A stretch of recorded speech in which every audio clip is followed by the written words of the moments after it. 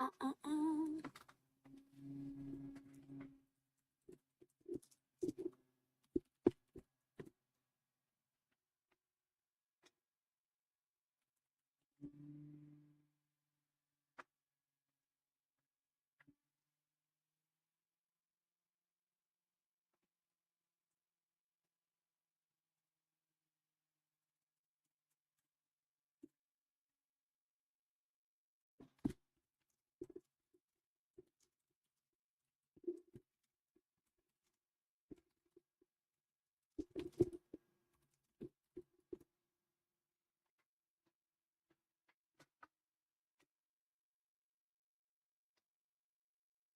Okay, who's here with me on YouTube?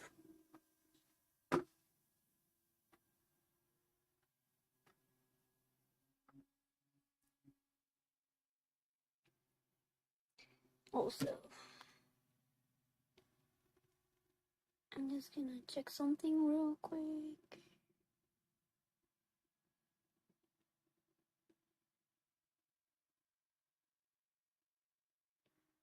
Okay.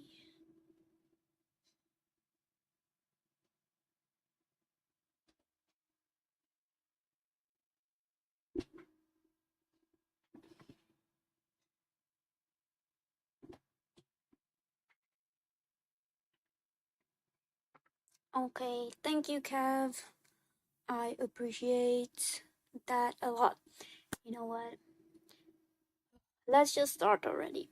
Yep. So we are gonna we are going to analyze some nice background art.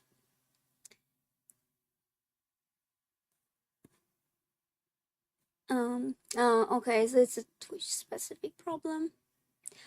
I'm gonna try to look this up after the stream. I'm gonna try to fix it if it's on my end. It looks like it's not on my end because OBS was working just fine, and I checked my stream manager on Twitch and it was working there too, which is weird.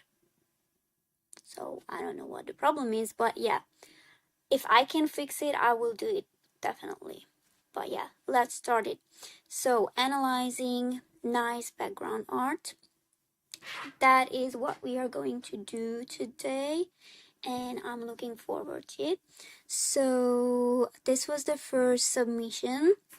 You can see the names of the art directors and where the backgrounds are from. So really quickly, this is the first batch. I'm going to go through them. 1, 2, 3, and 4. Okay, so these are the first 4 we are going to look at. And also, I wanted to show you this site because this is a really good article, and it's talking about, it talks about the types of composition, different types of composition, and yeah, we are going to use this as well while looking at the backgrounds. Okay, so first of all, very obviously, we have a nice perspective right there. This is the center of the image. So this is a very nice symmetrical composition. Obviously, not every element is in symmetry on the image, but you get what I mean. Because if you look at the carpet here, and then this blurry, I don't know, maybe it's a chandelier hanging from the ceiling.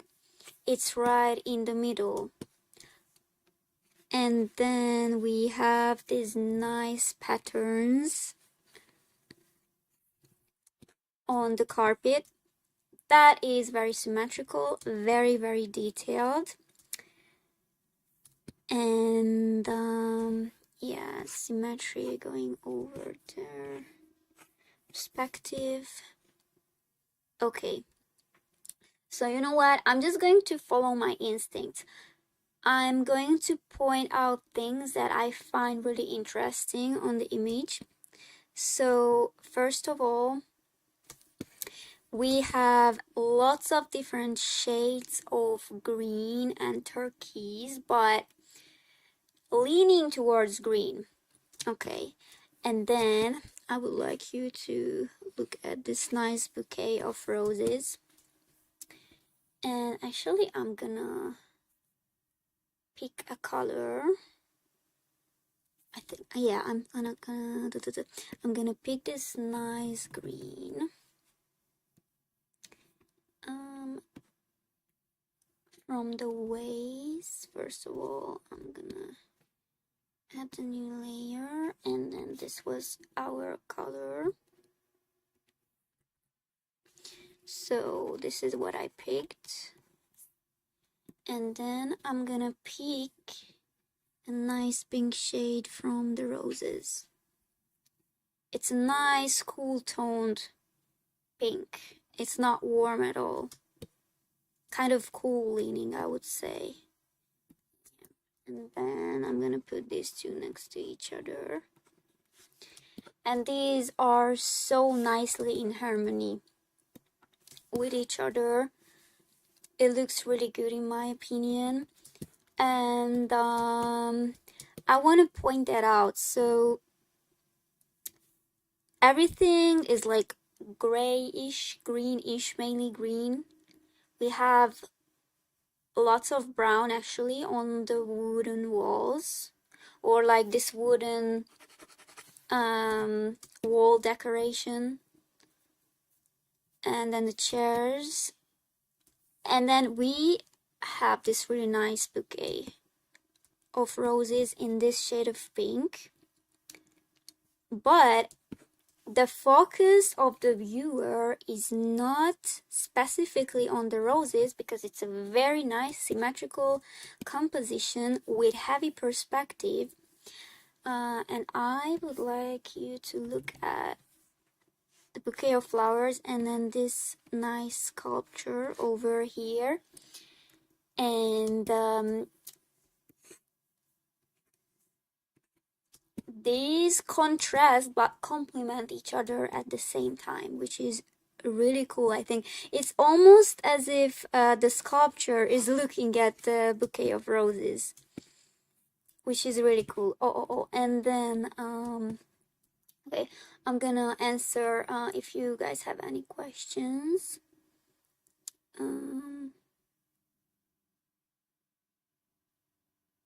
What bitrate did you set your stream at? The usual. I don't know what it is, but what I've had up until now. So yeah. Okay, and then I would also like you to pay attention to the mirror here and the insane details reflecting in the mirror. I find that really cool. Okay, another thing I would like you to pay attention to is how nice the ratio of these darker shades, dark over there, here to here. So the ratio and the balance of those darker shades, and then the lighter greens of the sculptures, and also the flowers and these frames, picture frames on the wall, and then is it called tapestry? I'm not sure. Yes, the decoration on the wall here. Those are all in really nice balance right there. And if I look at this picture, actually, I would say the different values of the tones, like how light or how dark they are, they actually follow the golden ratio, and I find that really cool. It's a very harmonious, nicely constructed background, and all the details are really pretty. Even the pictures on the wall and the frames. So I think they had photo reference for this, and maybe they cropped it even for the chairs, and then they repainted it. Maybe it's kind of the same for the sculptures. I'm not fully sure, but it looks like that to me. Yep. Okay. And then again, this and this dark area here, there's a really nice crispy border between the two. Okay. Like the pillars as well, right here, these two pillars. Yeah. Okay. And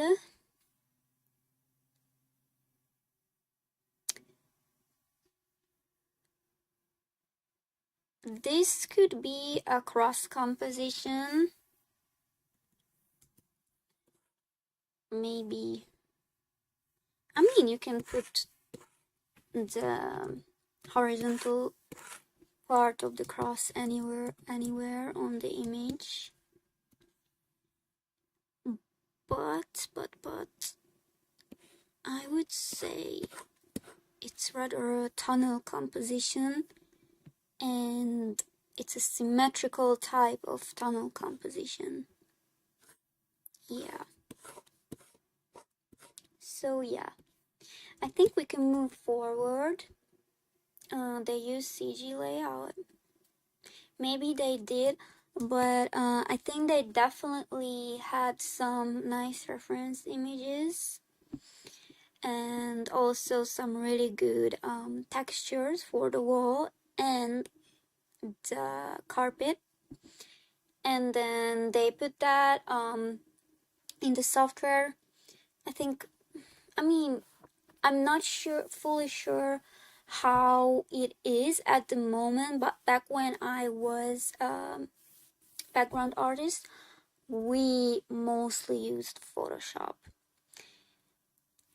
So yeah, they put these nice textures and reference images in the software, and then they rescaled and adjusted things, and then they painted over those so that it's more anime and painting like, obviously. Okay.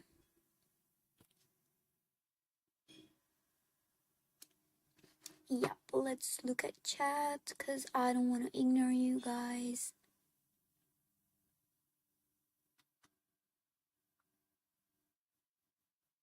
Yeah. Yeah, it really has a nice hue, I agree. Was the wallpaper effect added by compositing, or was that painted? Oh, okay. Do you mean this part on the wall, by the way? If you mean this one, we always paint those while making the background. So those are always added in that stage, and then later, if you can see it being slightly different, maybe there's some light around here coming from the top, and maybe some parts are a little bit more blurry, or you can see some extra lighting effect that is added on in the compositing stage. Okay.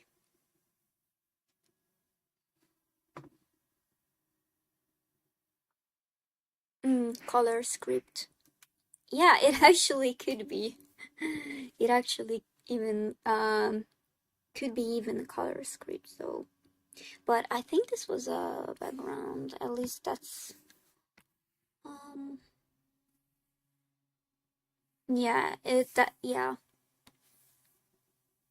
yeah, this is definitely a background. But you are right, actually. It could, the quality is so high here that it could even serve as an artboard, actually. Okay. Yeah, thanks. I will check my DMs, but I won't restart the stream because I'm not a clown. I'm done with that. I will check it when I had the time after streaming, maybe. And then so I will deal with that after that, okay? All right, let's move on. So this is the second one. Okay. Sheesh. Now, very colorful. Very, very colorful. Okay. Now for this one, I will analyze this wolf or dog looking animal together with the background because that's important in this case.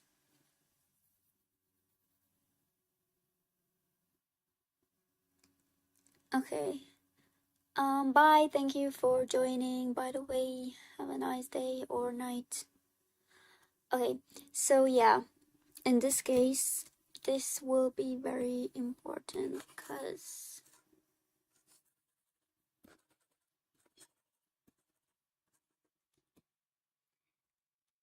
look how nice and I would say pretty drastic the contrast is between this dark gray shade and all the bright, very saturated colors.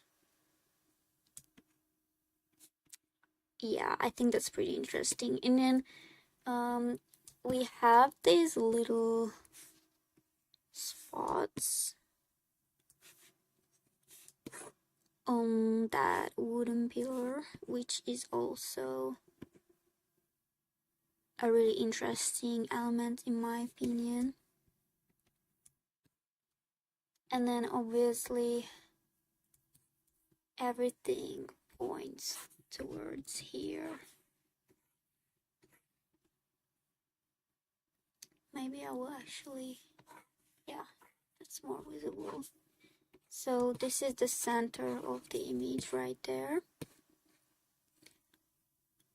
But the reason the composition is still pretty harmonious is because the character,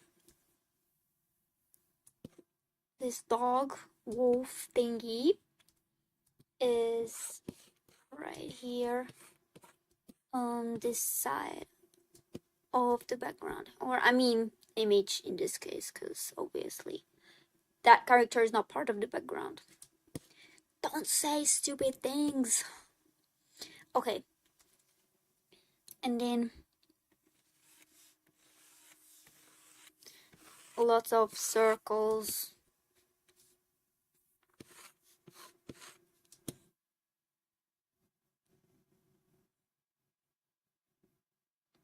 Okay, so just a side note, if this was just an individual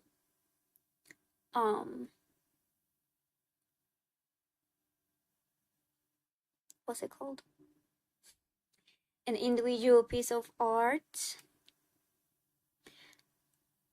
I'm not sure. I mean, I would like it obviously because like it's really really pretty, but normally this is not my taste because it's just so colorful to me, which is a good thing actually. I mean, in this case, it has to be colorful, but normally this is not something I would gravitate towards. Yeah. I wanted to do Evangelion backgrounds, but I didn't want to spoil you. I mean, I've seen the OG Eva. I watched it. Yeah. Also, give me a sec. better. Yep. And then let's look at our little side here. Actually, this could even be almost like a Steelyard composition, but I'm not completely sure about that, because the attention of the viewer would probably most likely gravitate towards the pillar. That's why I was thinking it could be a Steelyard composition. Cross. Actually, yeah. I think this is actually a pyramid or a triangle composition. That's what I think. But if you guys have another or a different opinion, then please let me know, because I want to hear you out. It could even be a radiating line. This is a mixture of things. Because of all the circles on the ceiling.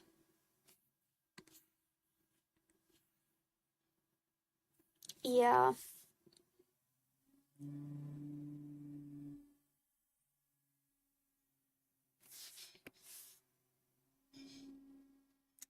Diagonal, no.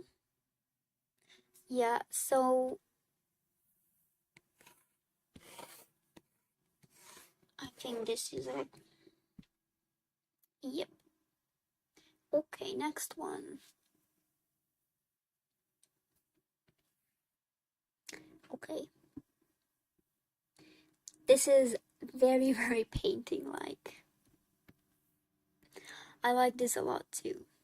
Okay, first, the thing that is sticking out to me the most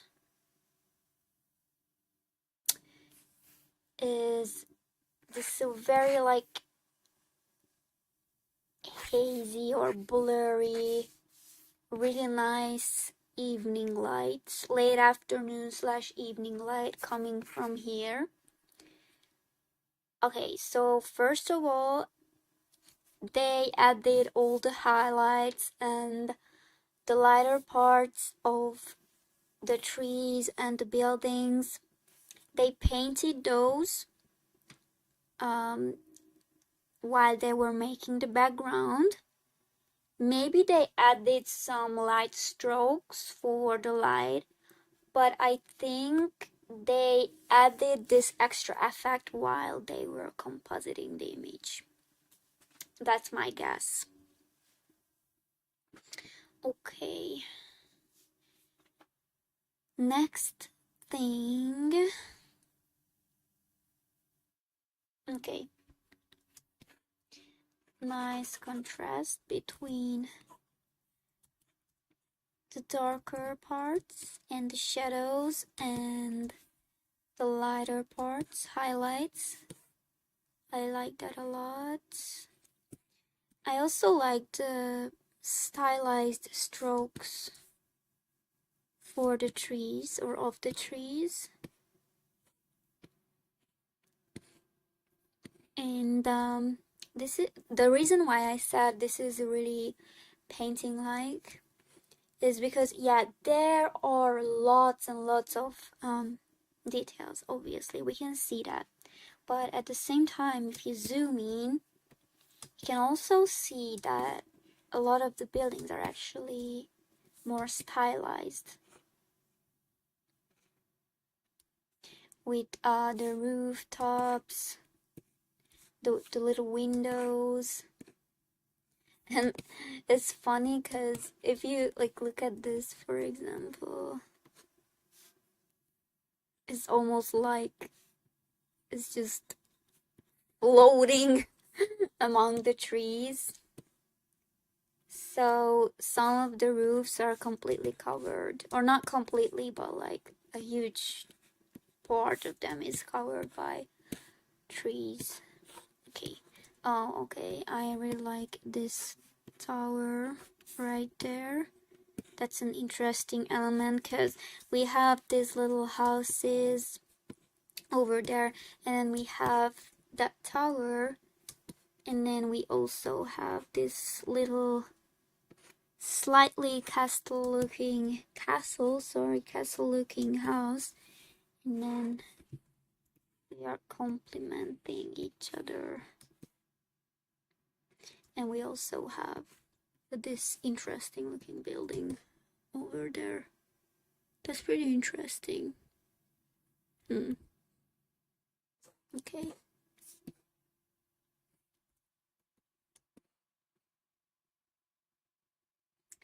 I'm thinking about something.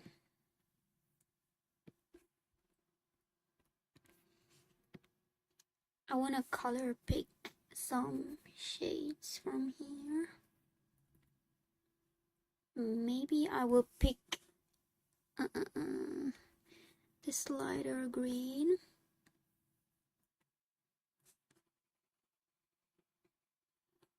Because I want to see the palette. And then maybe I will pick this brown shade. And maybe this yellowish one for the highlights. Okay.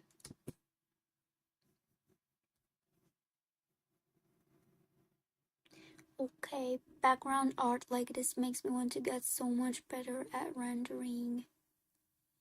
Yeah, rendering is difficult. I mean, not always, but very often it is, I would say.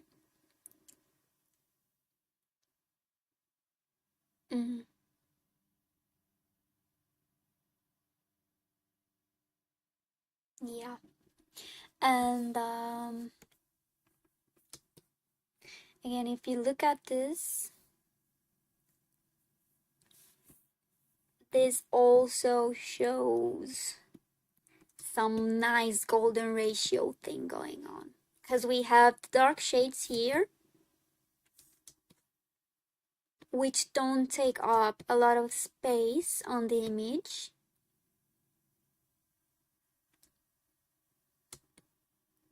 And then for the middle tones, we have those nice greens.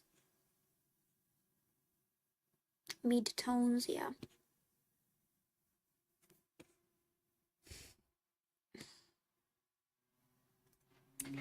Yeah. Okay, and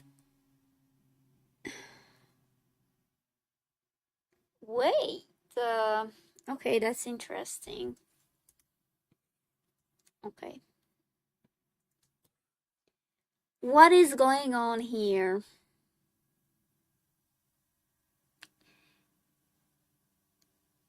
It looks like... Wait, I know. Okay. I know.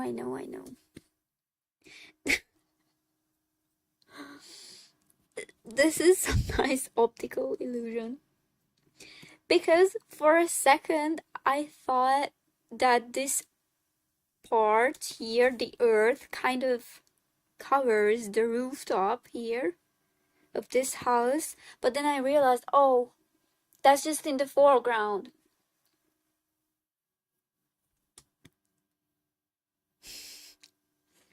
I got baited.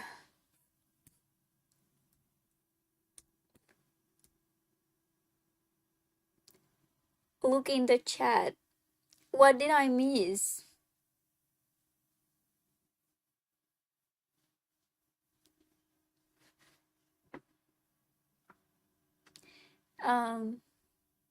The original image is even bigger. It's a pan shot. Okay.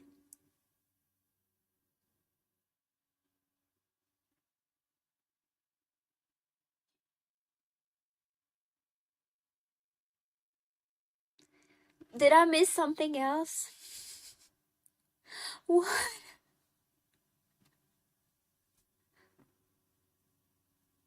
The wind.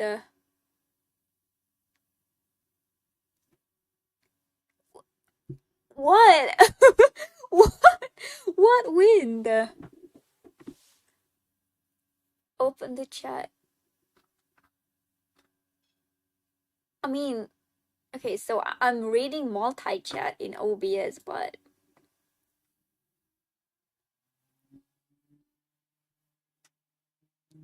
uh, what?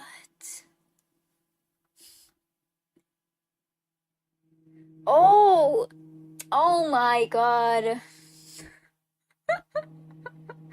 Thank you so much. Okay. Now, okay. That's not something I can see in OBS, so that's why you guys told me to open YouTube. Okay, I really appreciate that. You shouldn't have done that, for real, for real.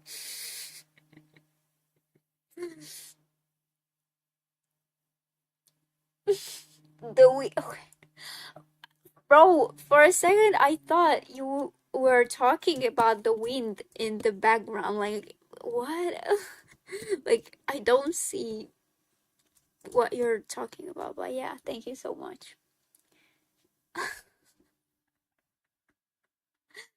Tornado. Okay, yeah, so this house, this is pretty dangerous, because what do you mean your house is on such unsteady? That house is built on a really unsteady looking piece of earth, land. Like, how is this just not? Never mind, I'm just nitpicking things. Fix my cam. Why? My cam is dying. Oh my God. Why? Wait. Mm.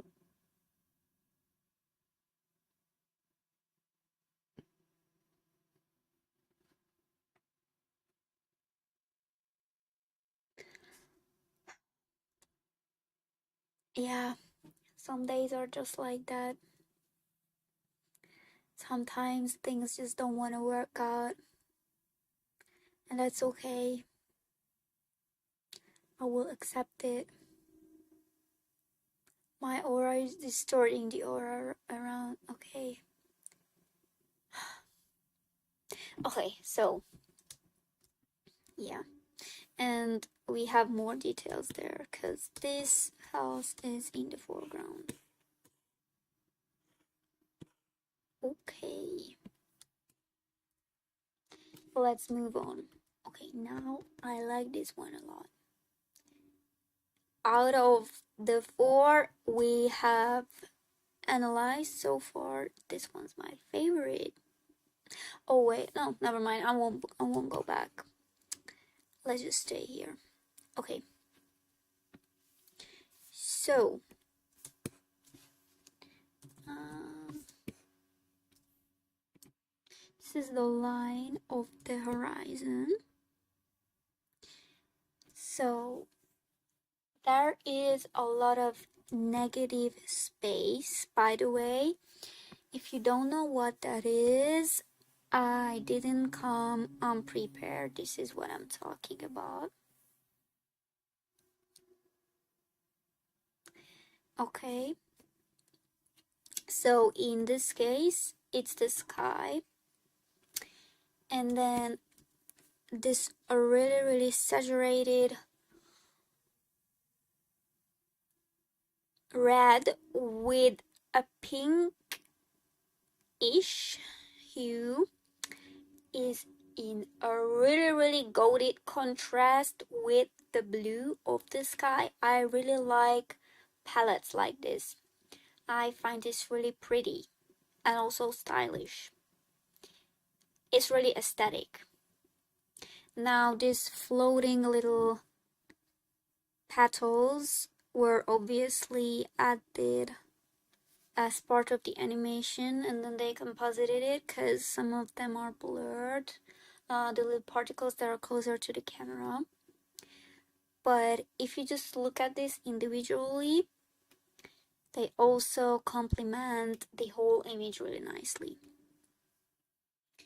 Now the center of the image is here on this girl. Everything is kind of pointing towards her.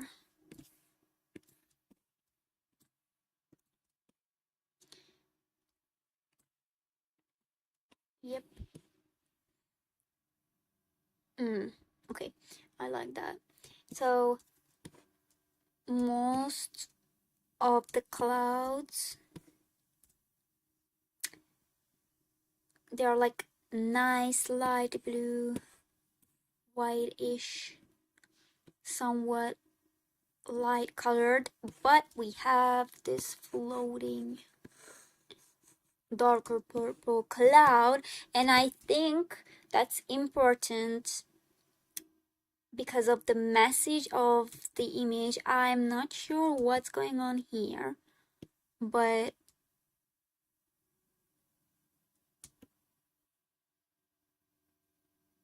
whatever this is right here,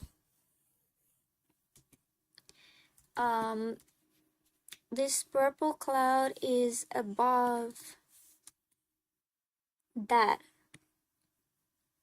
So there is also a message going on here.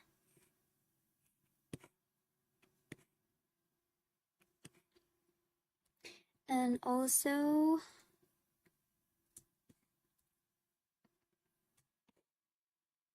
a lot of people say that red and pink don't go well together, and I can see why in some cases. But in other cases, they really look nice with each other, in my opinion. Because, I'm gonna pick this, and I'm gonna pick something from here, because look at this. I think that's really nice, personally. I think that looks really good. And if you put that, I'm gonna pick this light blue shade. If you're gonna put this shade, these three shades next to each other, that's yummy to me. I like that a lot. And also, that's pretty obvious, but as we go upwards, it starts with this lighter bluish gray or grayish blue, and then we are kind of going towards dark blue.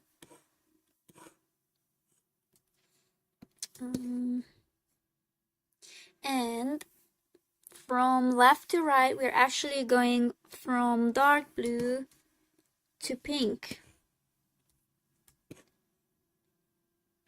So even though this seems a pretty simple background art, for first glance, there's actually more in it than you would see first if you look at it. Okay.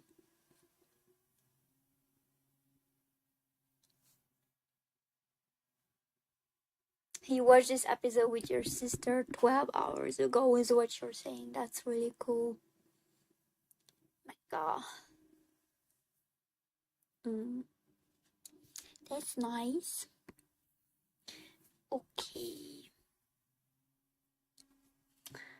this could be steel art again, but more so cross, I think.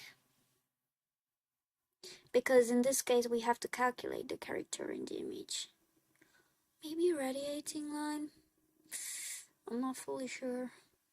Probably cross composition.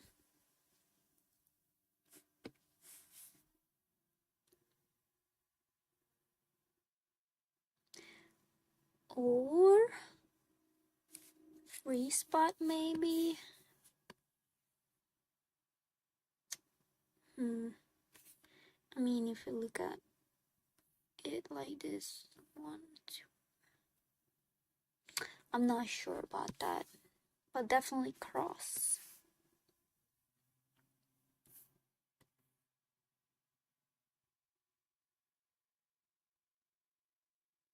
Yeah. And also, one reason the line of the horizon is so low is because the values would be out of proportion a lot if we brought this red pinkish part up towards here. It would be way too much and kind of not comfortable for the eye. Like, just imagine if this lasted until here.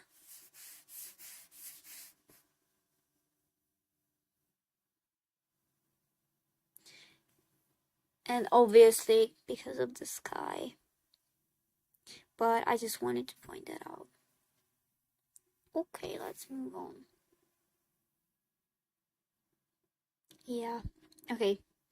First thing that comes to mind is that bro is meditating. So it will obviously be a very peaceful setting. Like, if I look at this piece of art, it just kind of calms me down in a way. Okay, oh. Okay. Dark area, dark. And then a really nice contrast, because this is the cast shadow of the trees. And then we have the sunlight peeking in. And then we have this lighter area there. And then for the mid-tones, we have these browns and grays here. And obviously, so the further we get from the camera, the less detailed the trees and the bushes become in the background. That's a very, I wouldn't say it's ancient, but definitely very, very old technique, because even if you think about the Mona Lisa, if you look at the woman, her clothes are very detailed. Actually, should I pop that on the screen? Give me a second.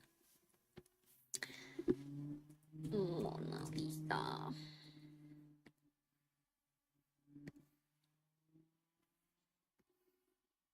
Okay, so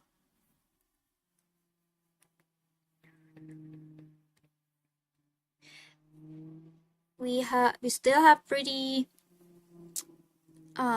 quite a lot of details here, especially if we look at her clothes, the folds and everything.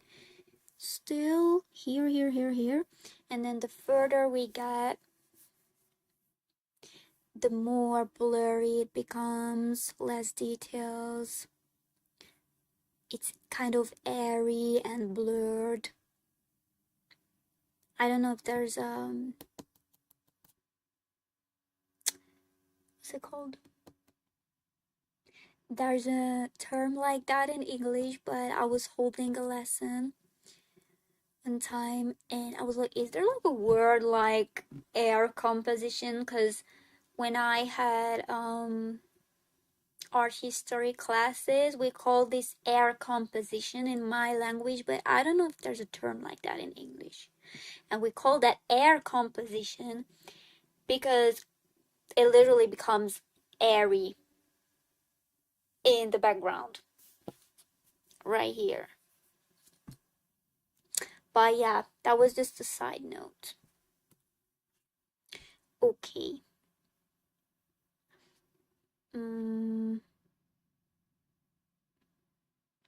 Another thing I want to point out is that here in the foreground, things are slightly less detailed. These little grasses, the grass, whatever, they are slightly blurred and less detailed than here. And that's also because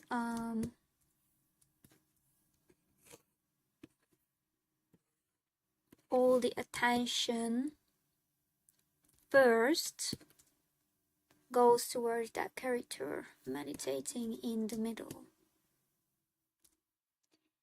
And I also really like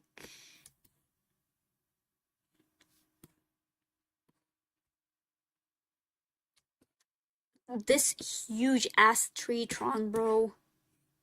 This is some ancient tree. This tree's been here since the dinosaurs. But yeah,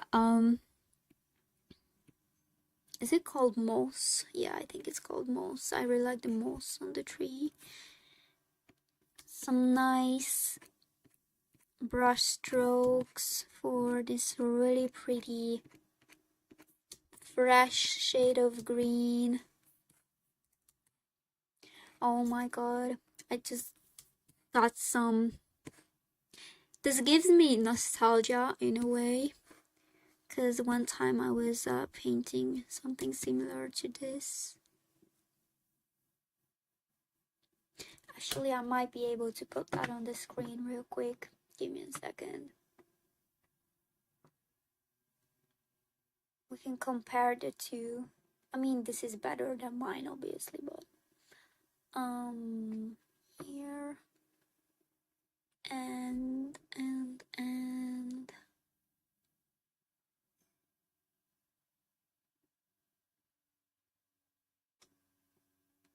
here.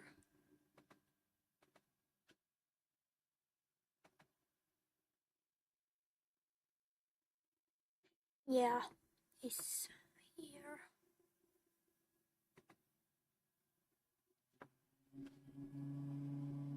Okay, so this has a different mood from the other picture, but I painted this, and I also used similar brush strokes on the tree trunk for the moss. And this is a bit better in my opinion. Oh, never mind. Yeah. So I also painted this one in the, not me analyzing my own picture, but yeah, I added some strokes here for the, what's it called, the roots, because I thought it would look nice, because the lower we go, the darker the picture gets, especially here it's really dark.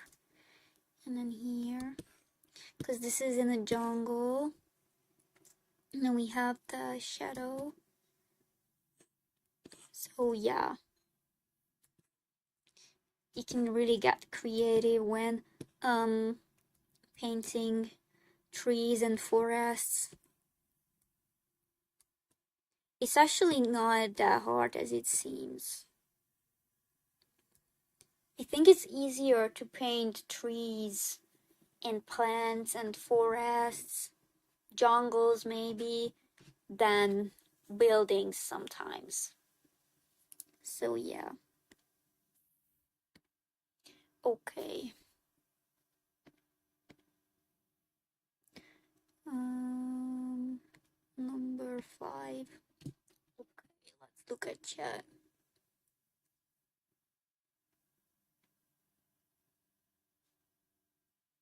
Thank you. Can be from outside. I mean,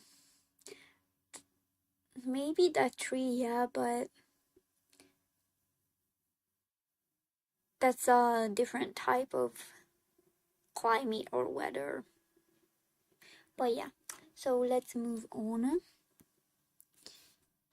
Um. Oh, and I also like these little light strokes. I really like that not all of them are yellowish, but rather pink.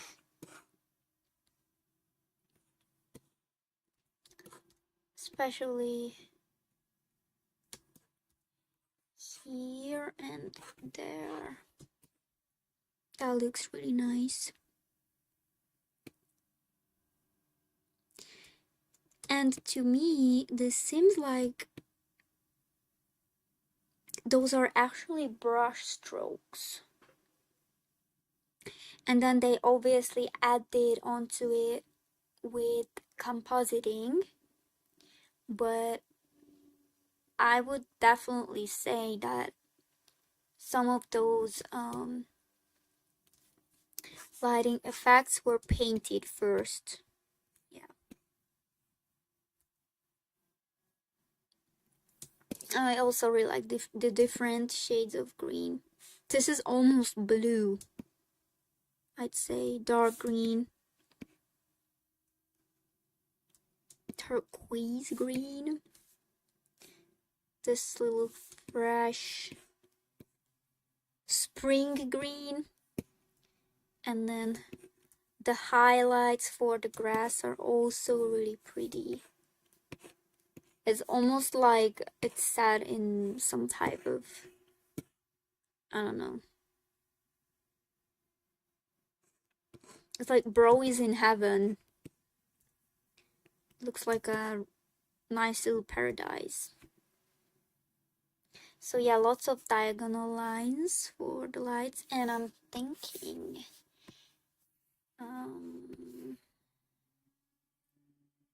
what type of composition this could be.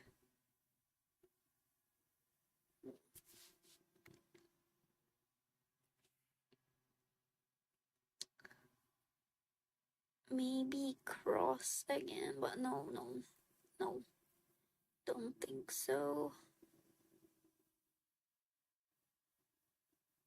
Maybe rectangular. What do you all think? What do you think? Rectangular. Group mass.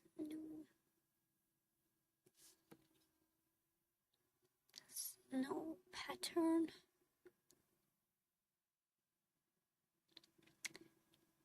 Maybe a little bit of pattern mixed with rectangular cross composition.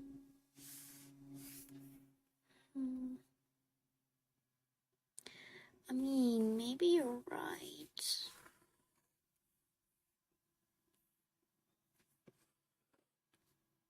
Do you mean because of this? Oh, I'm sorry. Yeah. Water break. Stay hydrated, please. It's time to drink some water.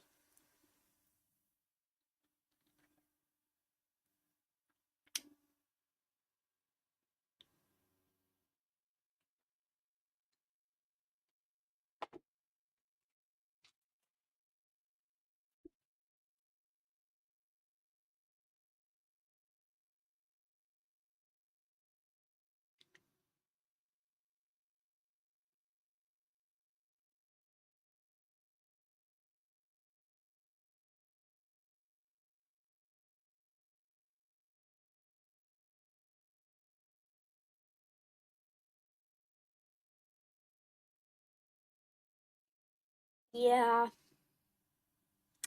that's my weeb glass. And yeah, we have to hydrate ourselves. I mean, I know this might be a bit awkward to drink water from a glass like this, but I don't care. To be cringe is to be free.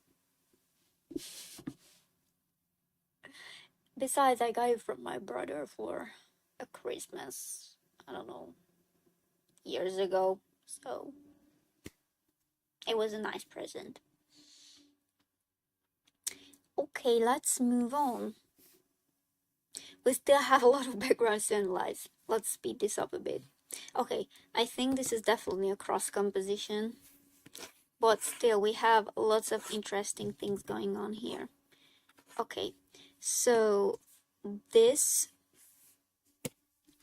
chair in the foreground, it's very important both for the message and the composition of the piece of art, because if you look at these knights or soldiers coming on from here, from right to left, and then we have, I think that's saber if I'm not wrong, chained up here. I don't know if they are about to attack him. It seems like that to me.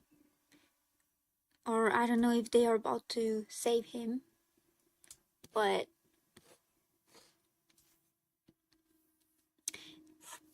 this has a role in the image. Because we have bro here and then we have the bros here. And I don't know how I could say this properly, but it kind of divides them. It divides them but connects them at the same time. They attacked him, yeah. I mean, yeah, it seems like that. The flying tomato in there is pretty funny to me. But yeah, okay. Next thing I want to point out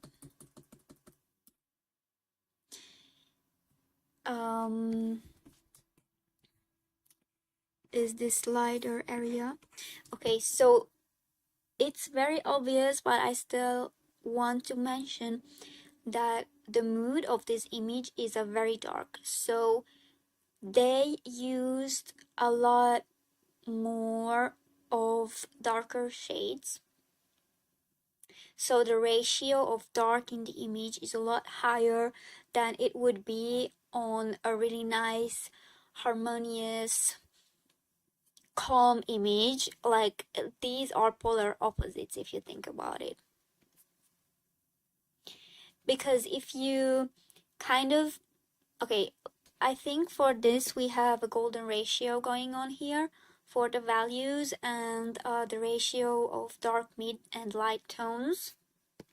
But here the ratio of the dark tones is a lot bigger or higher than in the other image. Obviously, it's also because of the place or the setting. We are in a prison or a cell,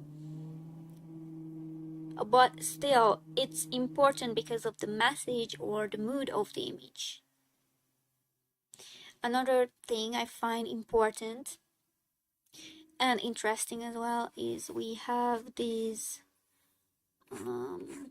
what is this thing called? I keep forgetting words in English, bro. It's not funny. So we have that iron thingy, and then we have the leg of the chair. So if this was not here, it would kind of be out of balance because everything is pointing towards the left. The chair is on the left, Saber is on the left, the knights or the soldiers marching in are coming from right to left.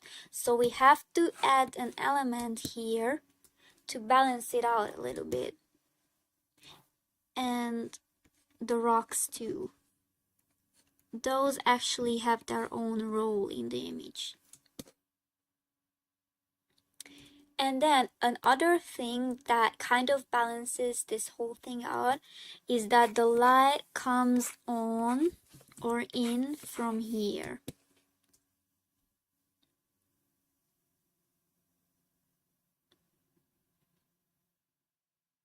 It's almost as if things are like clashing, not just the people attacking him.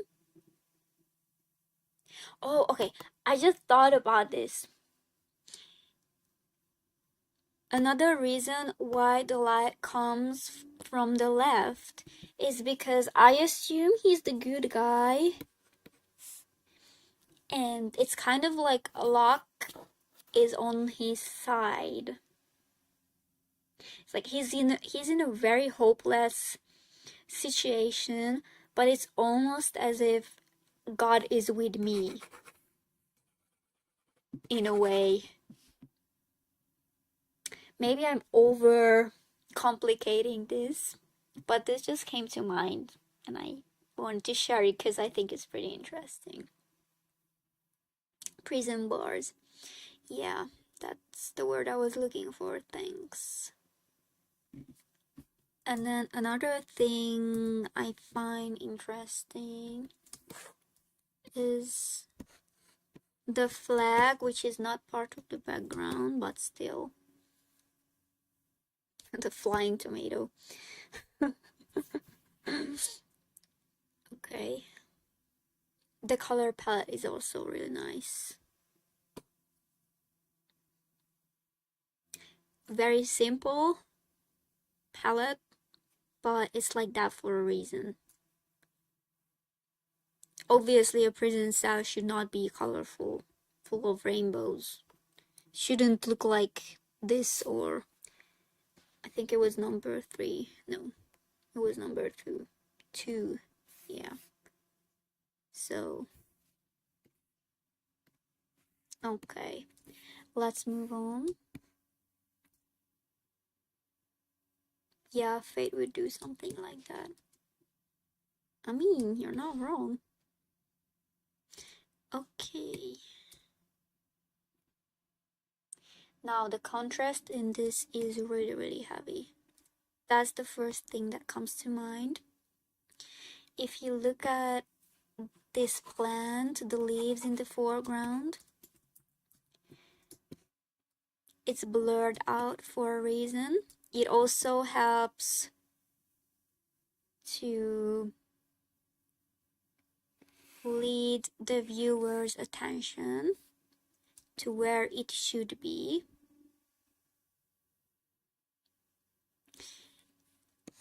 Dark, blurry foreground situation going on. These rocks here, they are already more detailed since they are closer to the center of the image or where the focus should be.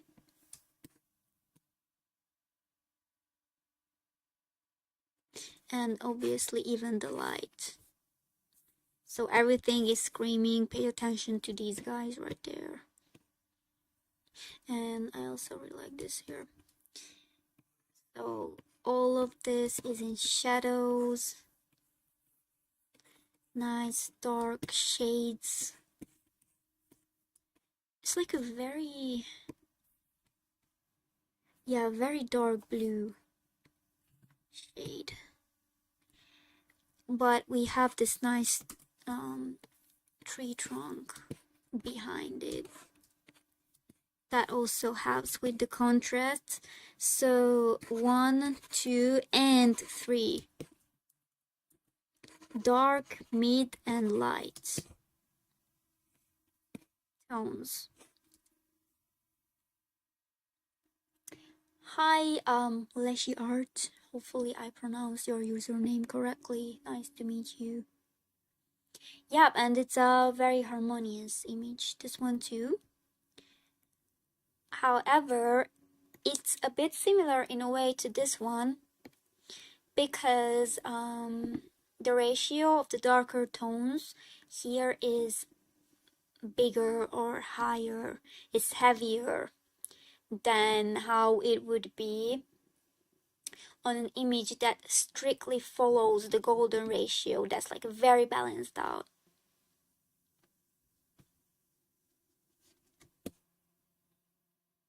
And this bush also has a role here.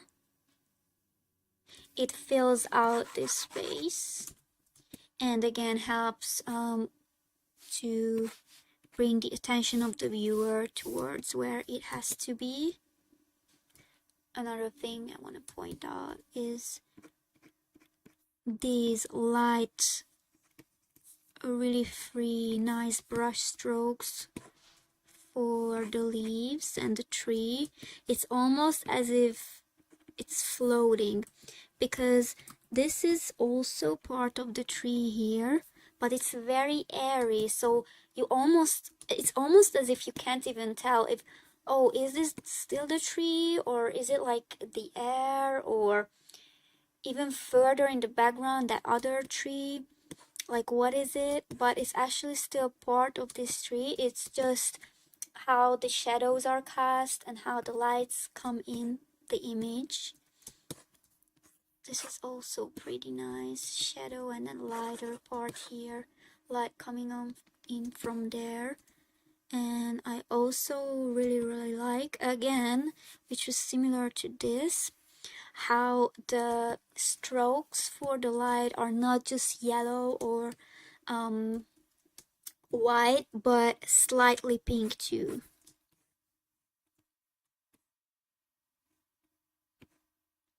Yeah, this scene directly comes after the prison scene is what you're saying. Okay. So even though I haven't seen Fate Strange Fake, I can just tell that they didn't play with the art direction. Because it looks like like how the story flows, we are in a very cold, moody, gloomy, dark prison cell, and then we come out and we are in the forest, and it's like, oh, let's just calm down for a second. Hi, nice to meet you. Yeah, that's definitely true. I haven't seen all parts of the Fate franchise, but it just always sticks out to me how nice the palettes are and how they cook with the colors and everything. So that's really cool in my opinion. Oh, this is not my art. This is not my art. We are analyzing background arts. This is from Fate Strange Fake. So we are analyzing background art at the moment.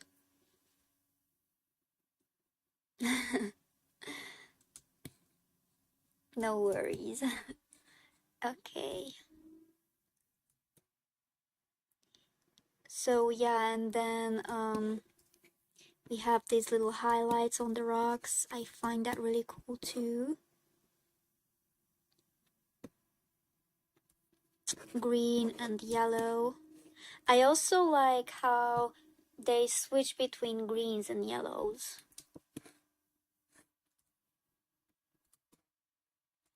Okay, again, this could definitely be a cross composition. Yeah, this is definitely a cross composition. There's no doubt about it. Okay, next one. Next time, play a scene from YouTube and pretend it's yours. Bro, wasn't there like a controversy a couple of years ago where a person was like posing as an actual Ghibli animator? Like she actually pretended to be someone who's working at Ghibli.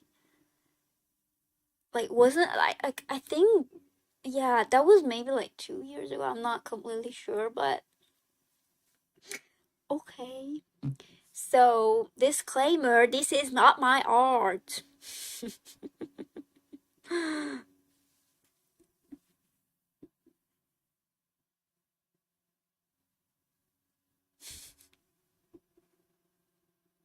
You didn't read the caption as long as I see an art stream.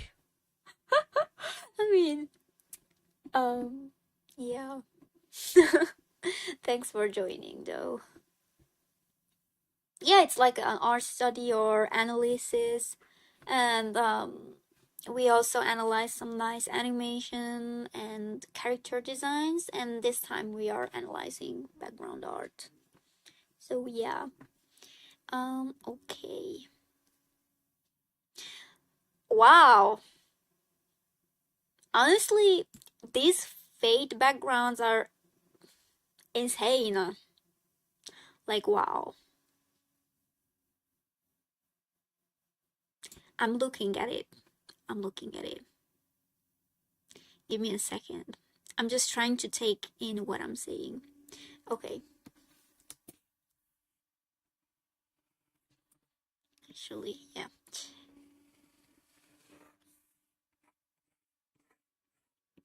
Okay. Now for this one, let me just say they painted the city, first of all. Not so detailed, obviously, but they still did it.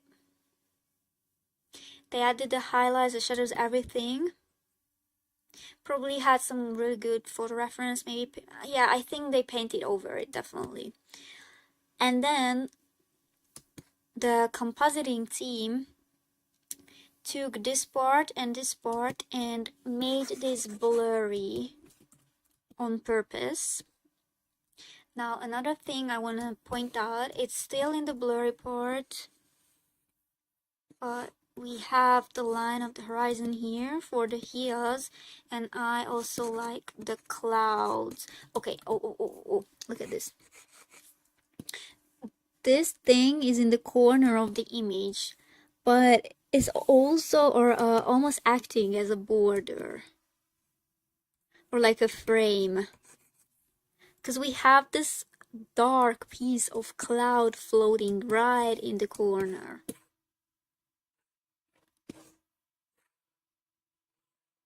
And I find that pretty interesting. Okay, now for the building, this is kind of insane, I would say. Yeah. um yeah, the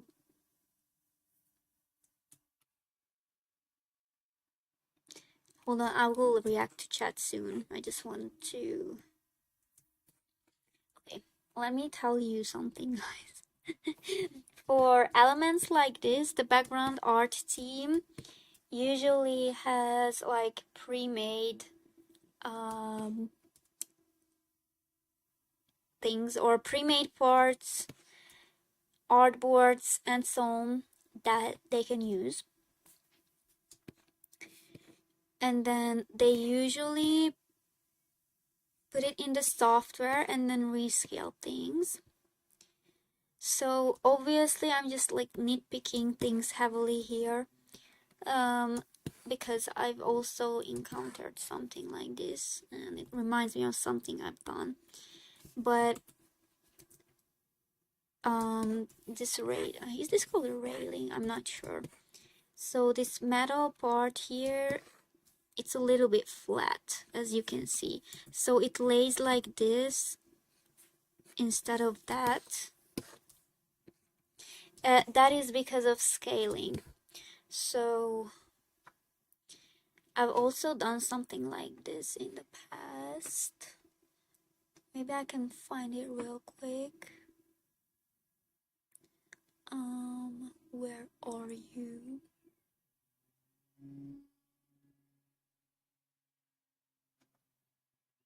I mean,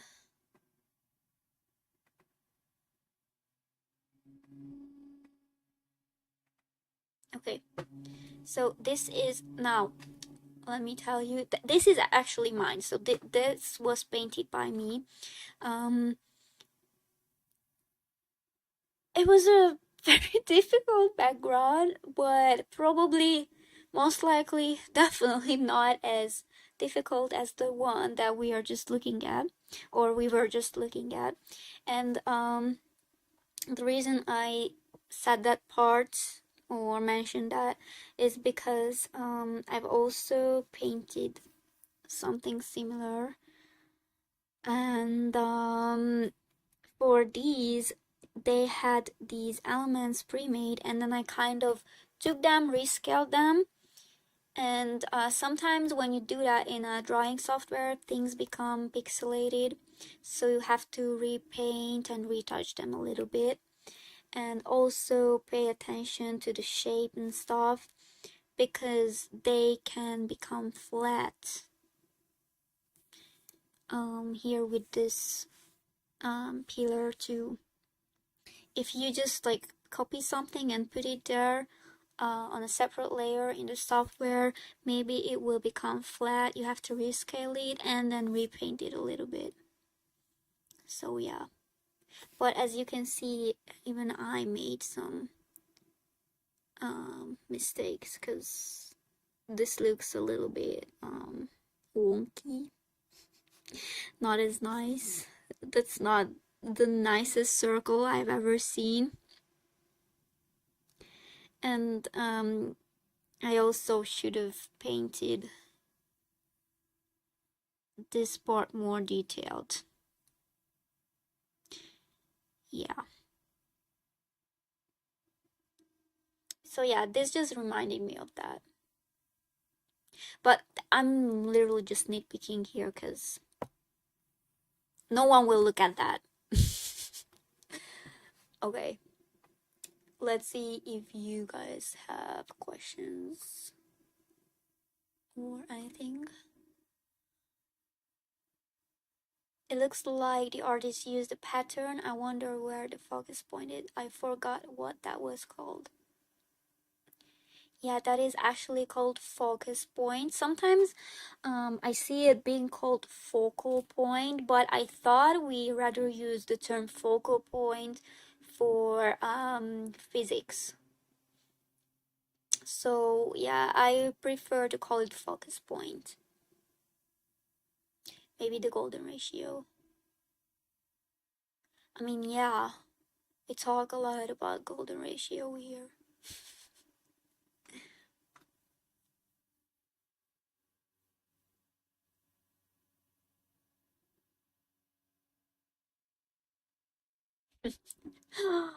um, respect to you, because I could never draw on my phone with my fingers. Like, I respect people who cook up such nice looking art on their phone, painting with their fingers. Like, wow.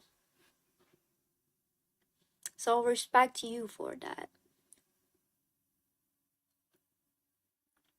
Yes, the perspective is really great here as well. And in this case, I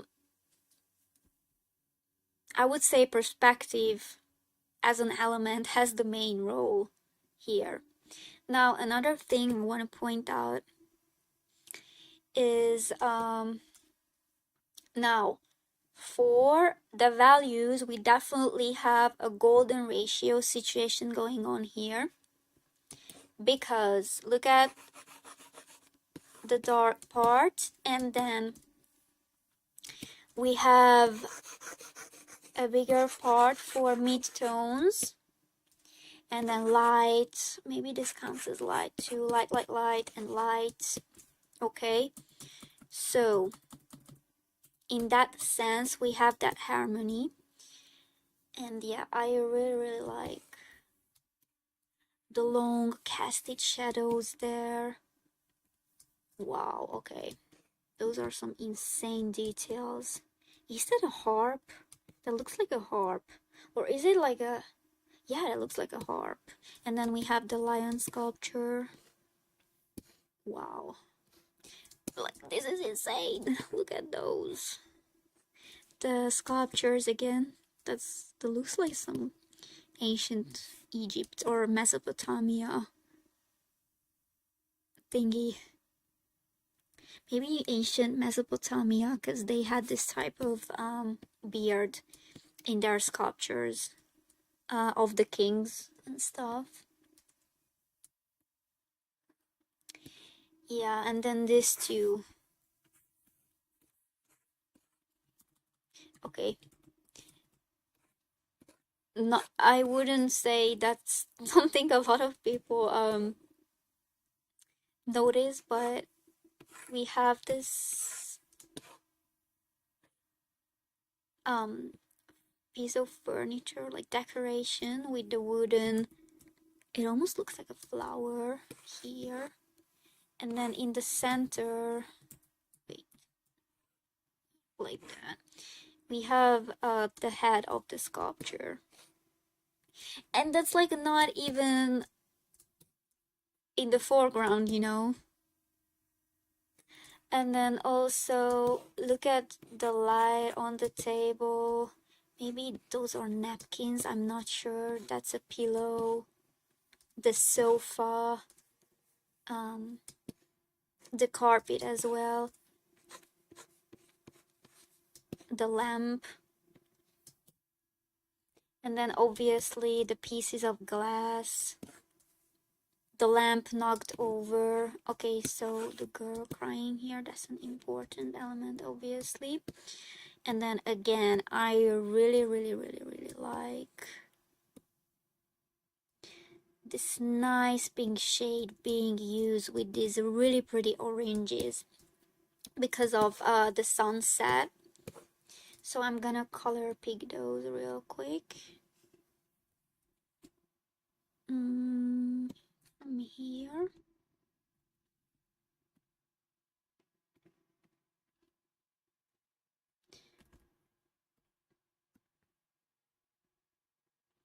Okay, so we have this first of all.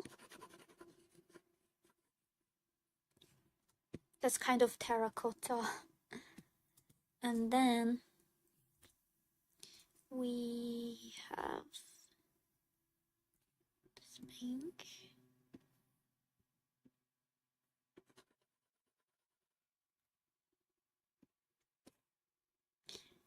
And I would maybe, I'm thinking if I should pick this. Maybe I will pick both.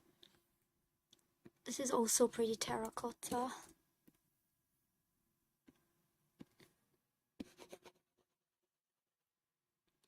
And lastly, I'm gonna pick this darker brown shade.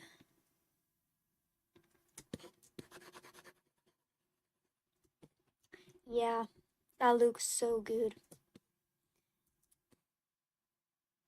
I like this combination of colors a lot, actually. Okay.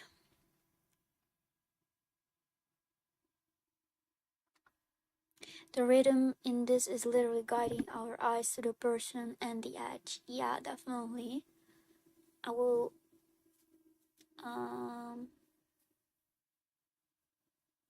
point that out as well in a bit.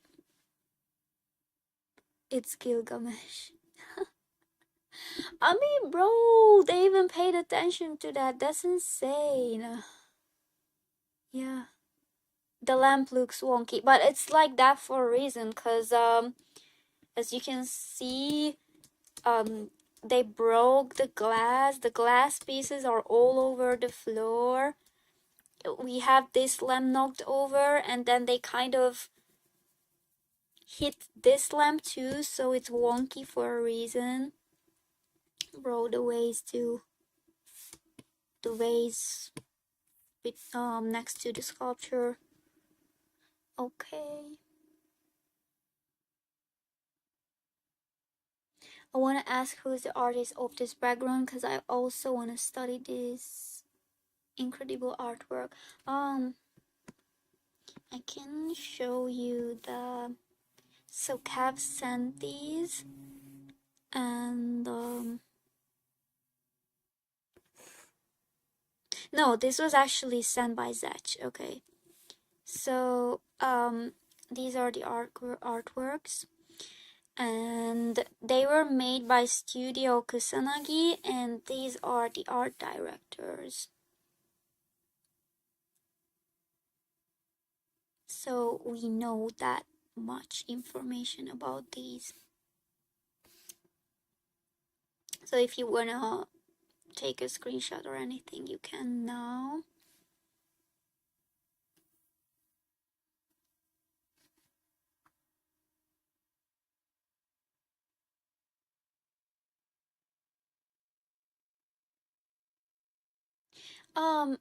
So Zach,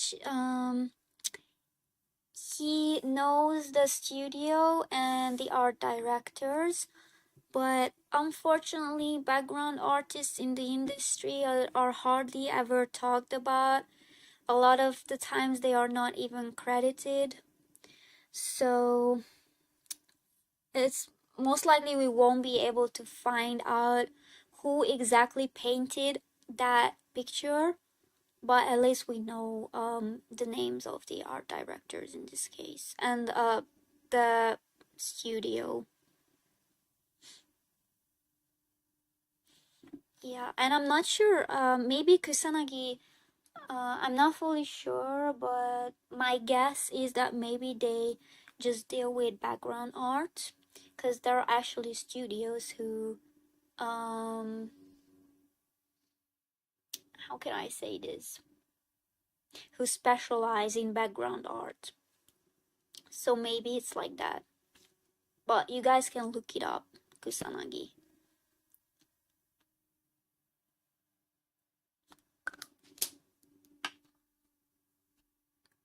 And no problem, by the way. Okay. Another thing. This void right here behind the stairs. And then obviously some insane details in these spheres, like wooden spheres. Stairs. And then, yeah. So what you just said, I will talk about it now. Perspective points towards Gilgamesh.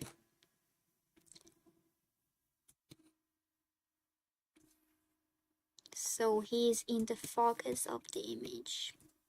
And again, what I wanted to say also is I really like this shade of pink for the glass and the highlights and also the cracks of the glass. I think that's really cool. And the glass was also painted really nicely. How it cracked. I like that a lot too.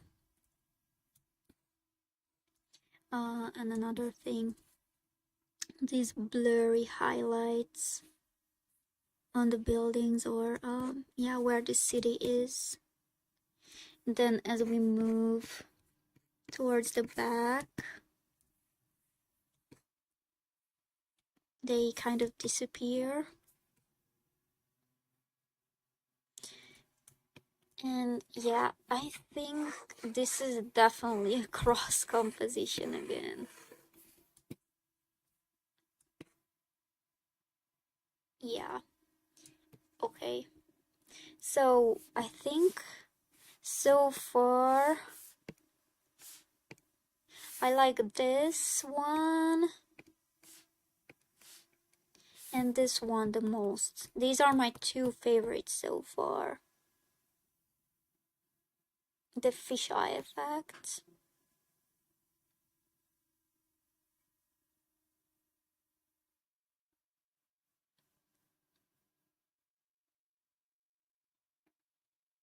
Yeah, background artists are, they aren't.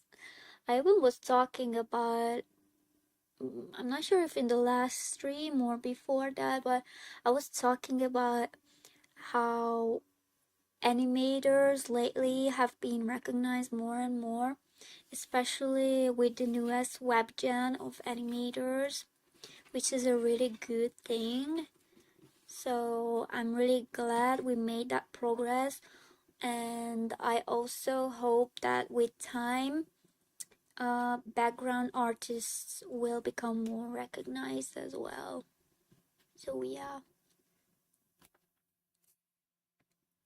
Okay, next one. So this is from Jujutsu Kaisen, season 2, episode 16.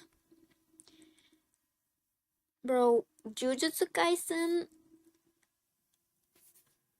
even, I would say even in the first season, but especially starting from the second season, it had crazy good art direction.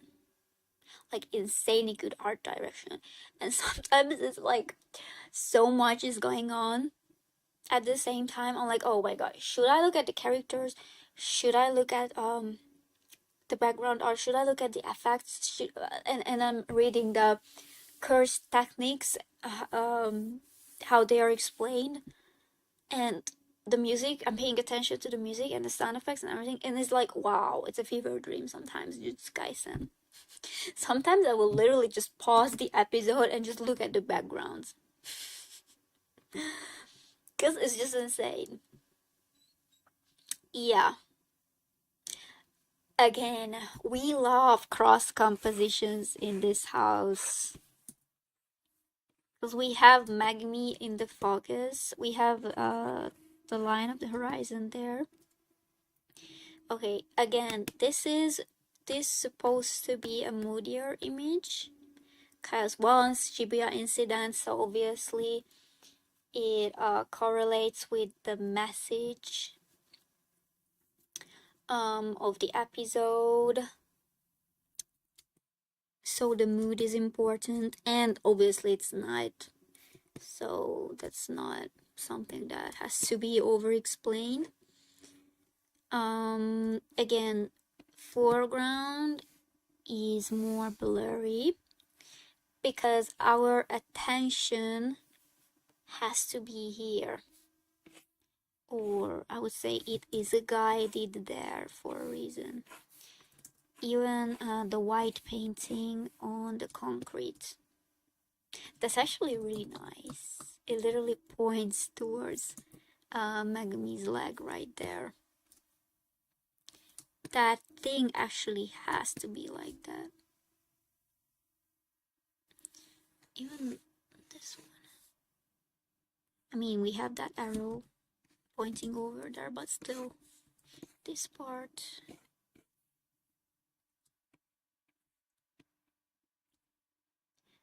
And then Starbucks coffee.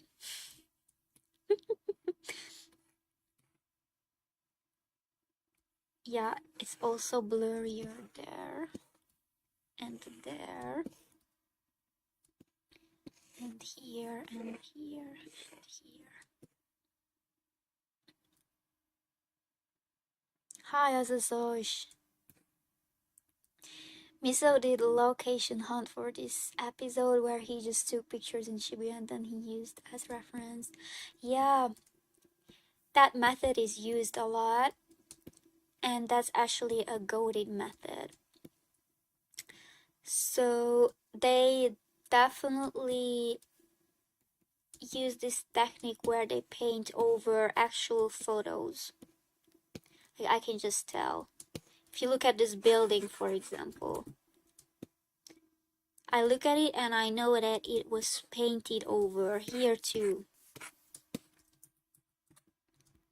Which is not a negative thing, that's actually a positive thing. Like, that's an actually good method for creating backgrounds, especially if we talk about like real life settings, not fantasy worlds. I mean, we can use this method for fantasy worlds too, because maybe they can go and take pictures of castles, for example, mountains, and then use those.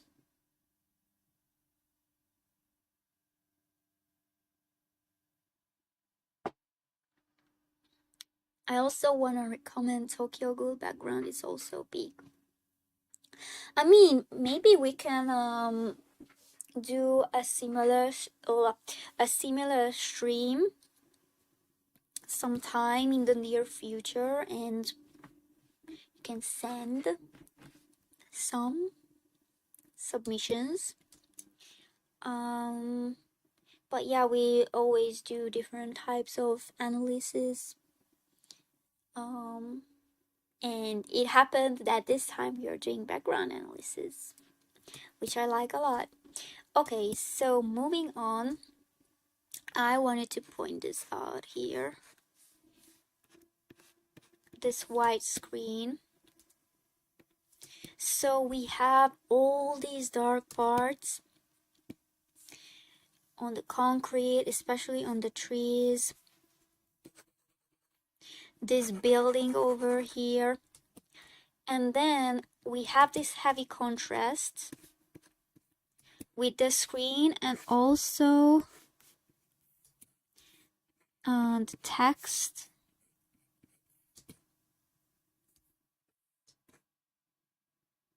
I mean the neon lights on the building, and then we have this lamp here, and then we have some highlights on the buildings. Again, this text right there.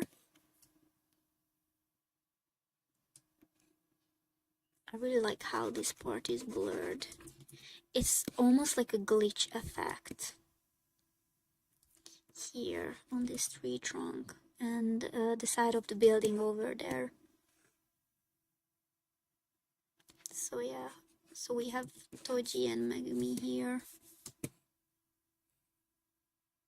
Oh, okay, so it's almost as if this white paint on the concrete is pointing towards Toji, and then this part is pointing towards Megumi. That's a nice, yummy detail right there. So this is what I say,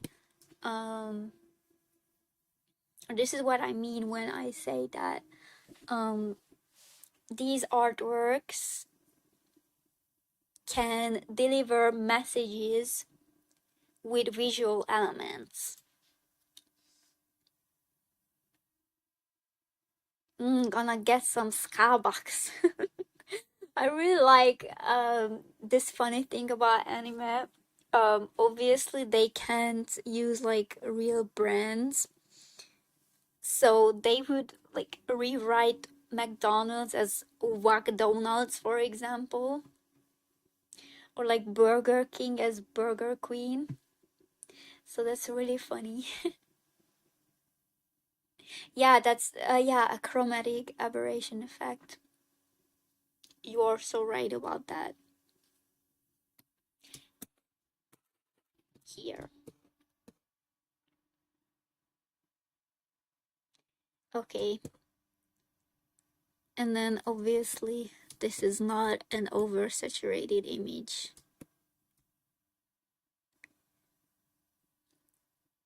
Not a lot of colors.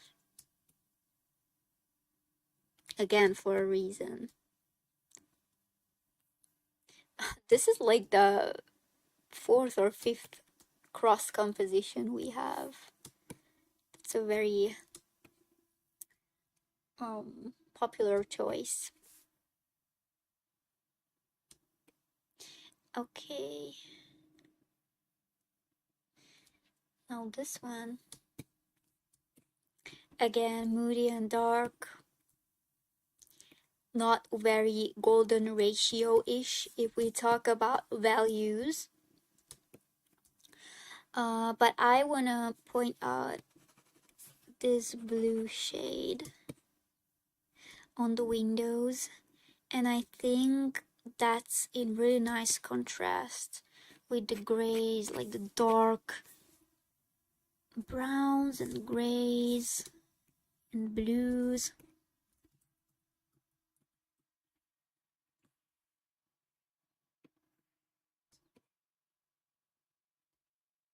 Is this a tractor? That's blurry in the foreground. And I also wonder... Okay. One more thing. This pillar in the middle is pretty important, I'd say.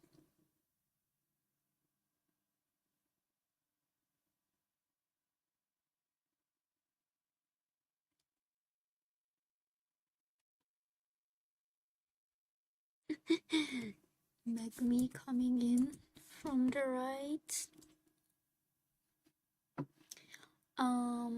And I wanna figure out what type of composition this is. I'm not sure if it's rectangular.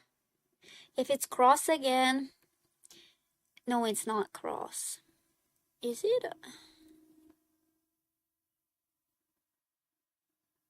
No, it's not triangle. Right? No, definitely not, obviously. Maybe it's rectangular, but I'm not fully sure.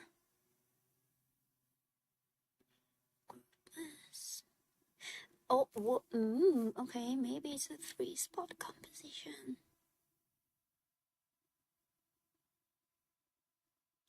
Okay, correct me if I'm wrong, but to me this seems like a 3-spot composition because we have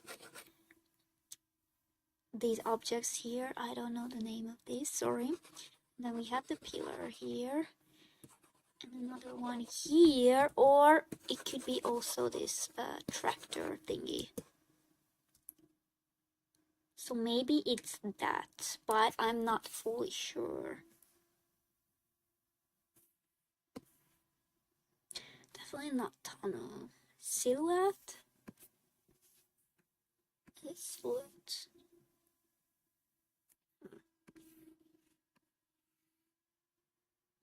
Pattern. Yeah, so I think this is it. Okay.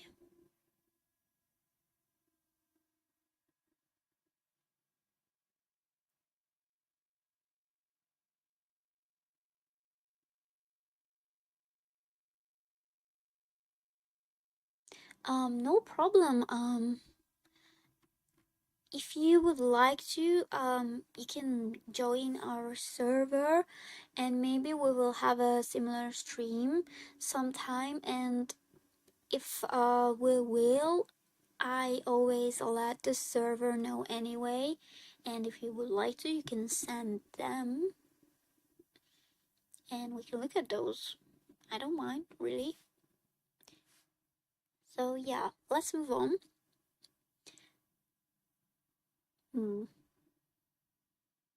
Okay. Y'all, we have another cross composition. Let's go. Okay. Really nice reflections here.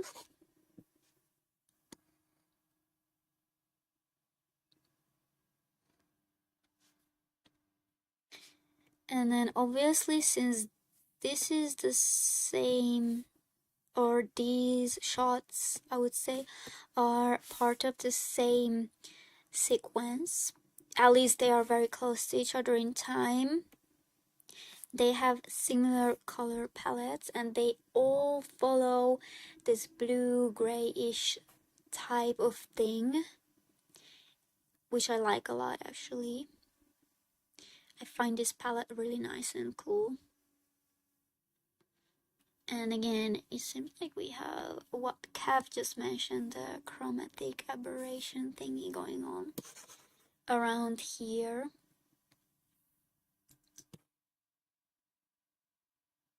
Some nice perspective, pretty heavy I'd say.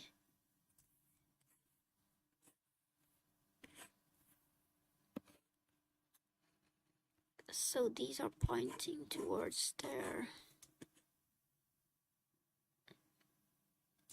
So maybe we could even put the vertical line of the cross there.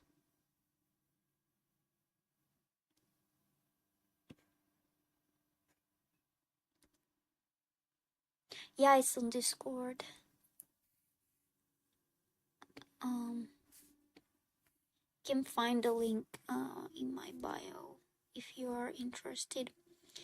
Oh, now this one. Wow. Okay. Sheesh. I really like these nice night settings in anime. And the palette that they usually do with the buildings and the skyscrapers. I like this style a lot. Okay, I would point out this lighter part here, this skyscraper there.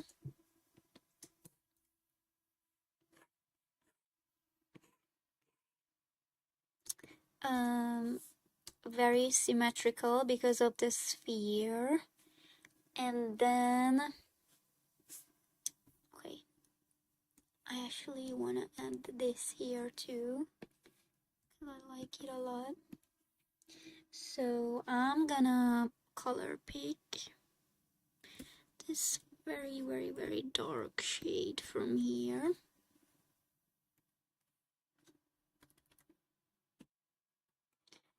So one, yeah, that's a very dark blue. And then the next one I wanna color pick is this one, around there. And then in contrast with those, we have this really nice saturated blue shade.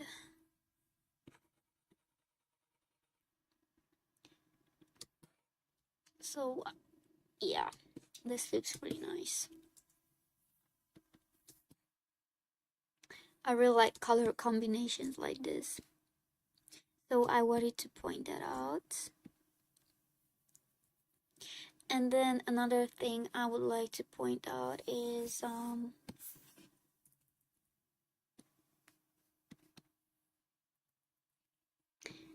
this part.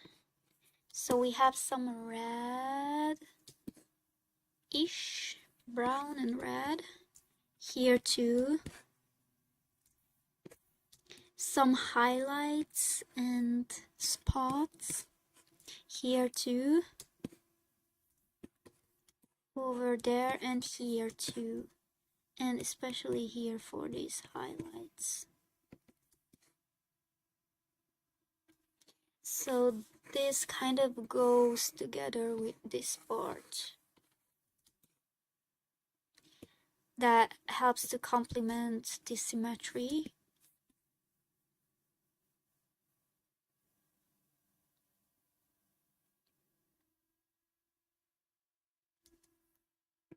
And then obviously, as you can see, everything is pointing towards the center of the sphere. Yeah, that's really pretty.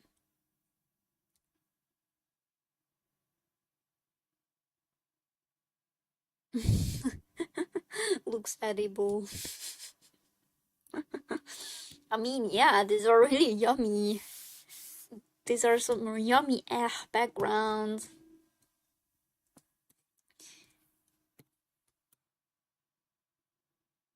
Oh, okay. This one's yummy too. Again, we love cross composition in anime. Let's go. Obviously, we have Toji right there. And then those bunnies are so funny. But yeah. This is also pretty obvious, but we have this oval here, and that also helps with the attention of the viewer. Some nice highlights on it and the details.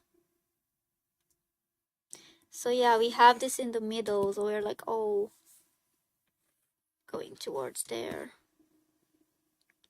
And then the contrast of the character, and then this part in the back, how light it is. And oh, okay, that's also really nice. Here, this highlights. And here too. This also helps. And then some pretty heavy perspective again, as you can see.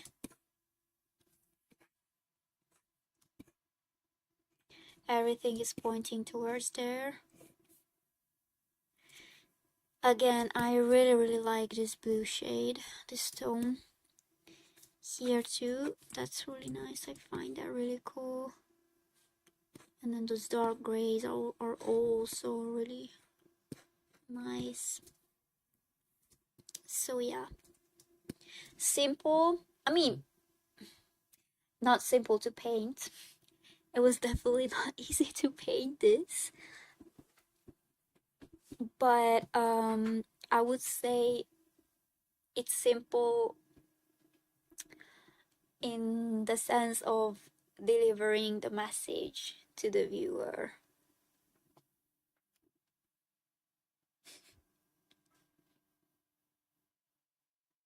Yeah, those reflection on metal shutters. Yeah, and here too.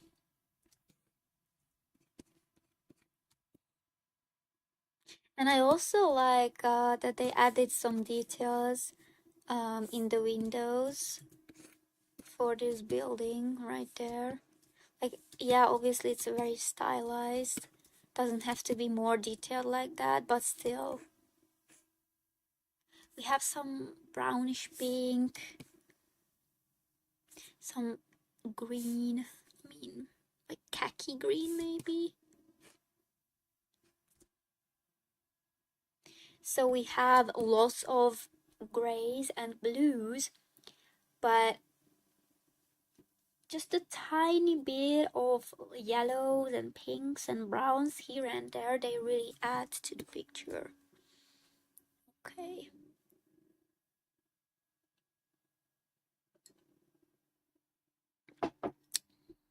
All right. Sheesh. Wow. Okay. For this one, something just came to mind. And it's this group mess thingy that I wanted to point out. Maybe some silhouette and the pattern. This is the most important. So this composition relies heavily on pattern, and I think again this must have been a photo that they painted over, or maybe 3D. I'm not completely sure, or maybe both. I would say it was a photo, but it's like it must have been so much work. I mean, look at that. And what I would like to say is that the patterns are like very chaotic here. And so here it's very intense, a lot of density, and also here a little bit. And as we go towards that light source, also because of the perspective, it becomes clear. here.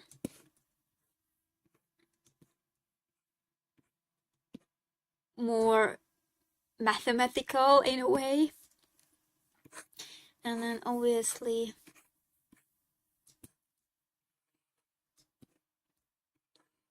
this is the main point of the image.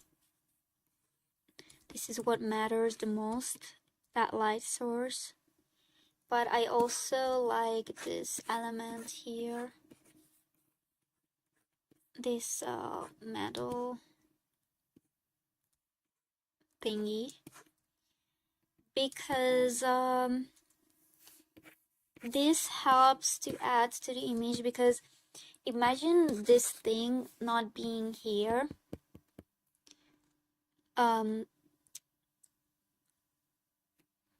The image would kind of be dry in a way. Like you would think something is missing. I would add something right there if you think about it. And again, it kind of points towards there. So that also supports the point of focus. And then these pillars too.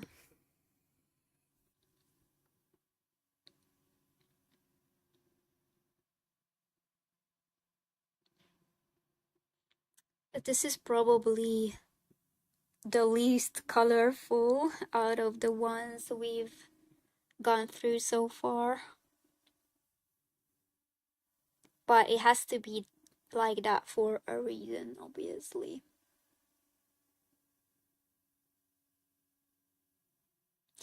Whoever worked on it really cooked. For real, for real.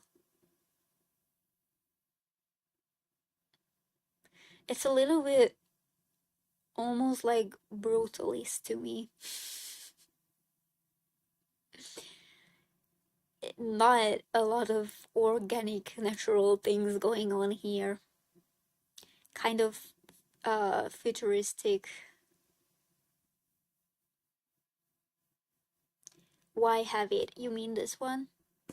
Because it adds to the image. Imagine this not being here. And just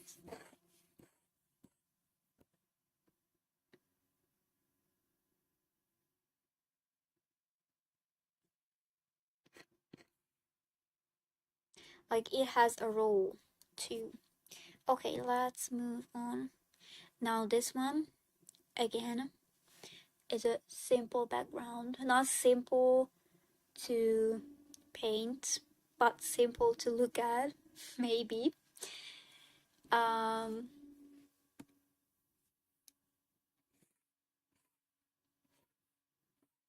This is pretty obvious.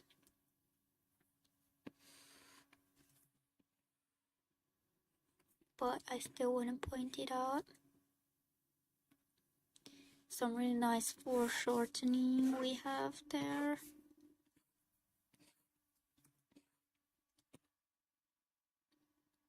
And again, very dark, very moody vibe, but we kind of go from those very, very dark shades towards slightly lighter ones. Where the characters are, especially around here. This is a tunnel composition. Just from above.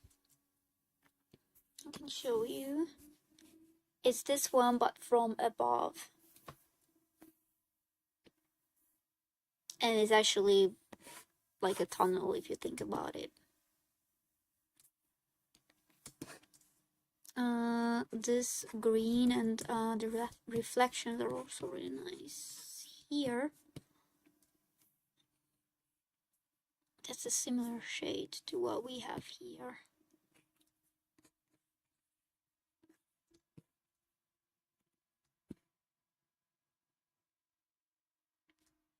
Yeah. And the last thing I want to point out is how dark this is right here. I think that's like almost completely pitch black. Yeah.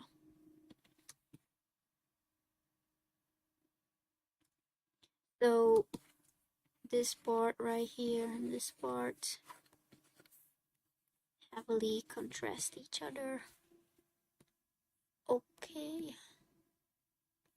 We still have, ooh, sheesh. This is just pure art. Whoever cooked this up, big respect to you. Okay, this just speaks for itself. Okay.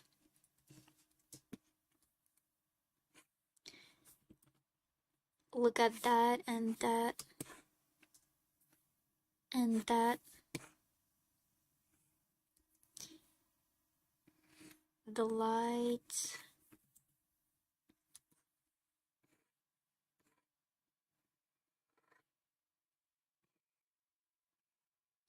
We have 1, 2, 3, 4, and 5 circles we could draw around the light source. Is that the sun? I think that's the sun. Should be.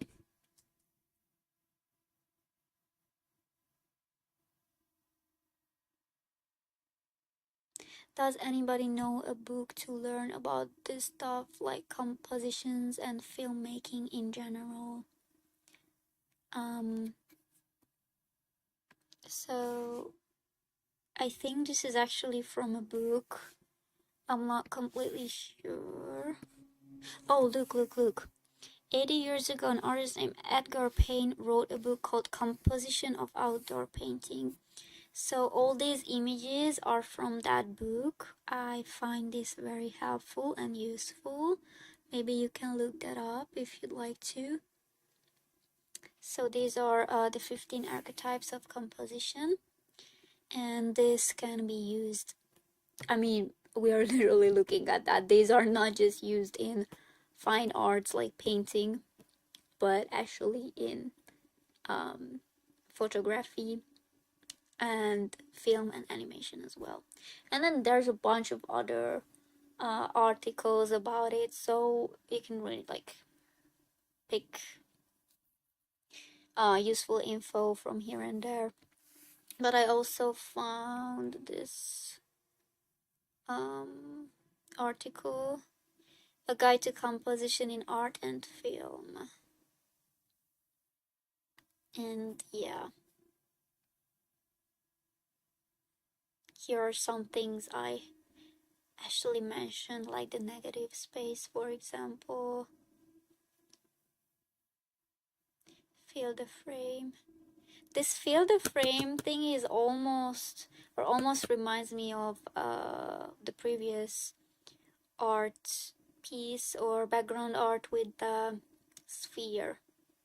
Radial balance, simplicity.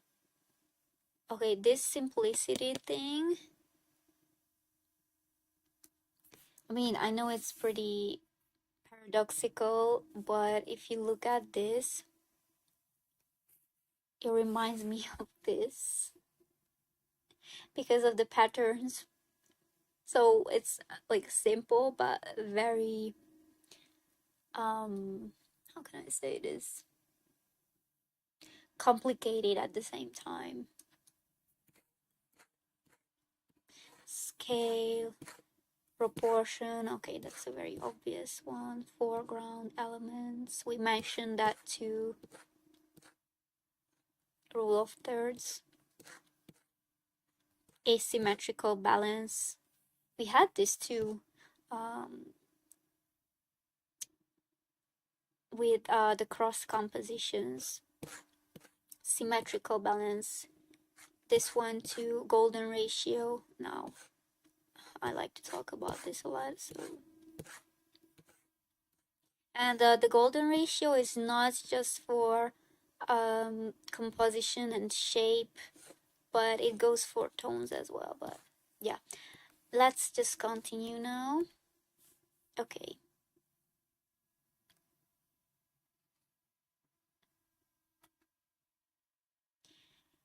So very heavy contrast with the source of light and the buildings. And I actually want to color pick these because again the palette goes insane here. So first I'm gonna pick this.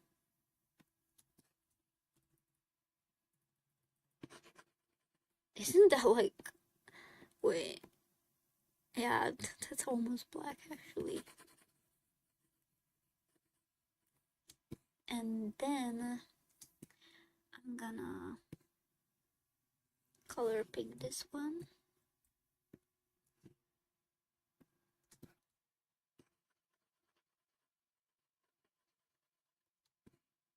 The contrast is insane. It actually looks so good. I like art pieces with heavy contrasts.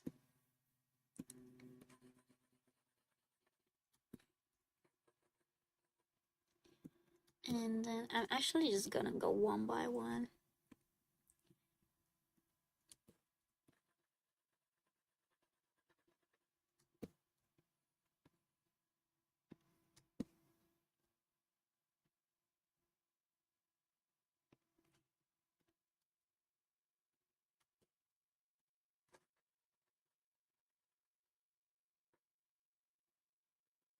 Maybe we could remove this or this because they are very similar.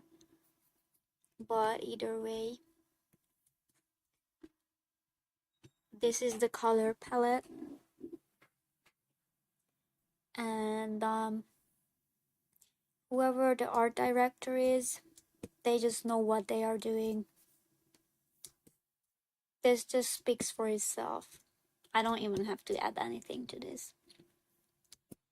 So yeah. And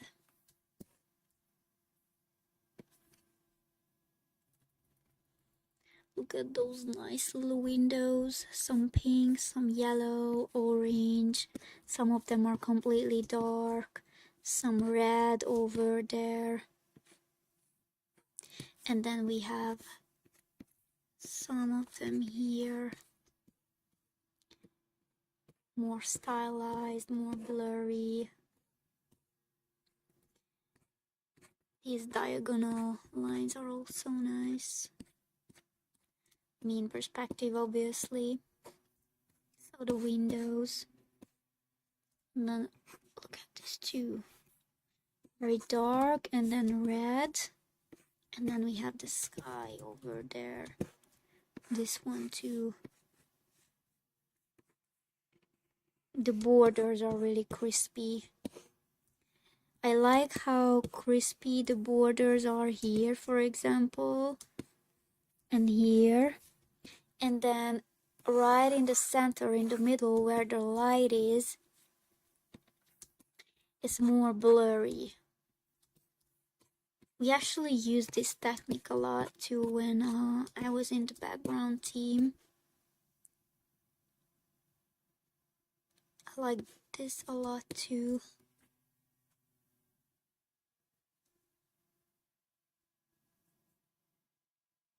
Framed ink 1 and 2.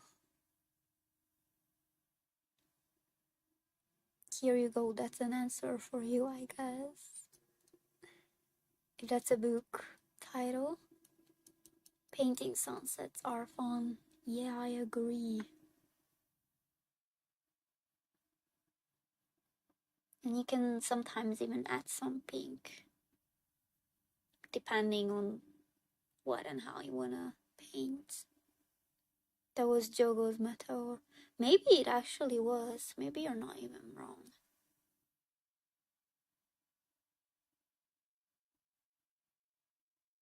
I think you're actually right.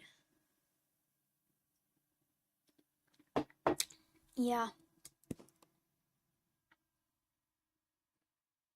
And then the closer we are to the center, the more important the details are here and there.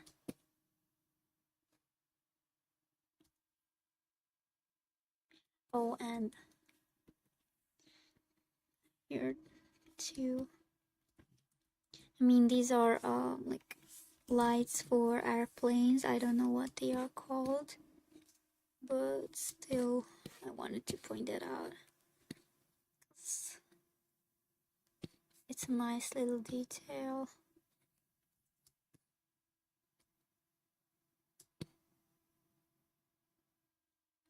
I think this actually is a mixture again. It could be crossed, but radiating line more so. So yeah, let's continue. Okay, so this is from Soul Eater. Oops.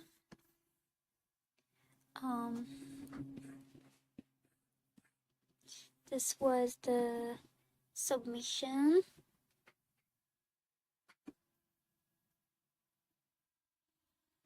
So we have Soul Eater. This is from Monster Hunter, Bayonetta 2, and Nier Automata.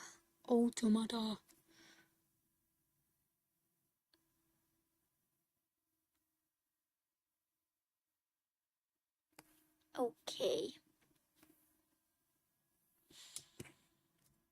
Yeah, Soul Eater is definitely known for really nice color palettes. A lot of purples and reds. Sometimes they are very saturated but still dark and moody in a way. I like that too. So a thing I want to immediately point out is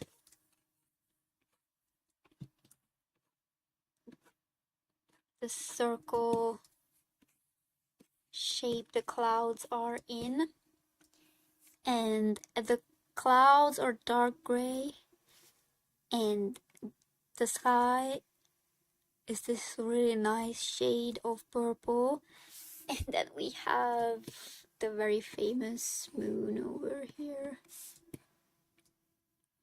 Very, very saturated yellow we have there. Okay, the flames.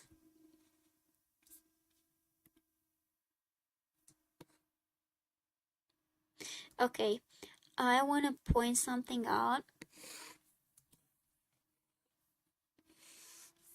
So actually, there are 2 points the viewers I would focus on in this image, and I think that's 1 and 2.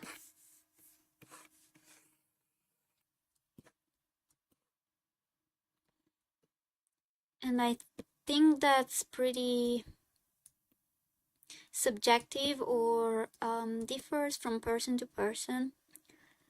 Me, I would definitely notice this part first, but some people might notice the moon first because how yellow it is.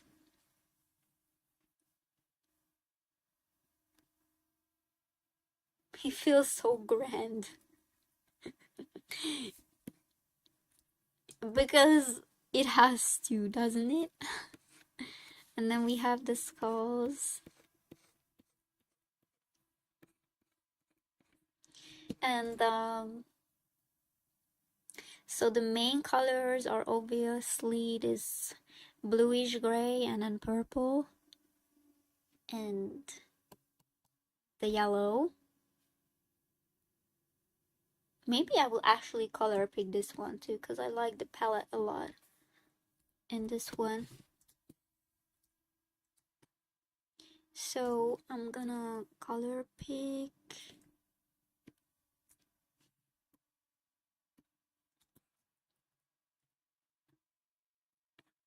this one, and then from here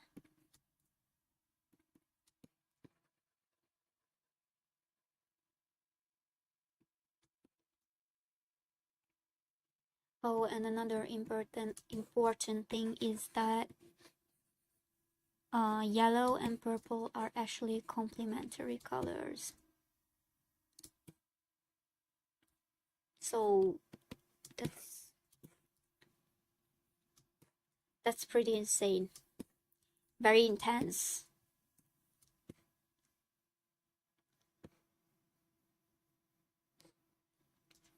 We are kind of going from a darker shade to like a mid shade, mid tone purple. Oh, another thing I want to point out is this tree. It actually is kind of pointing towards the moon, but I mean, depends. But because it could, I'm not fully sure, because it could also point towards the top of the castle, but also maybe towards the moon a little bit. And I also like how it's in the corner of the image. It helps with the balance as well. Like you can just tell that tree has to be there. Yeah, I like the contrast too.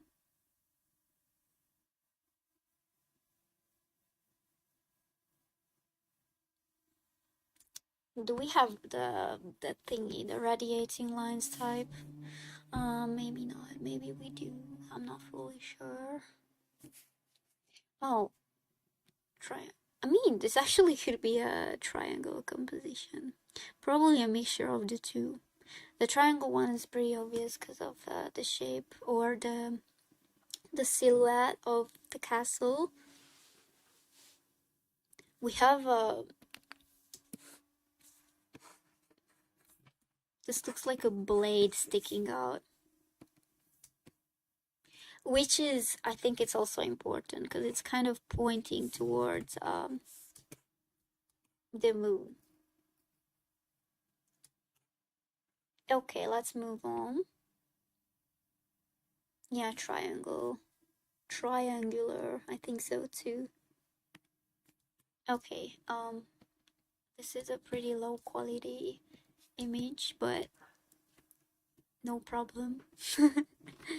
um, okay.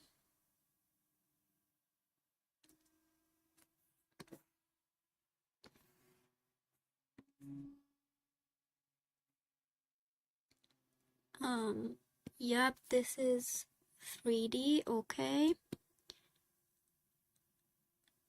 Very, this is a very soft and feminine color palette, I would say.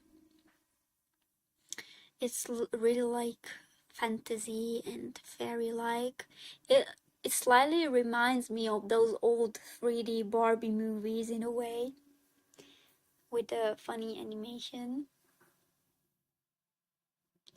Um, those movies had similar palettes. Okay, before I jump into this hydration break, I need some water.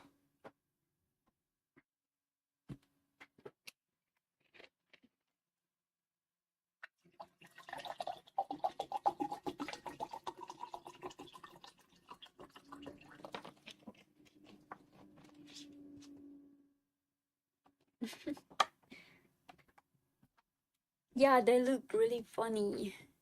Sometimes the animation was like so bad, but that what kind of made them good in a way.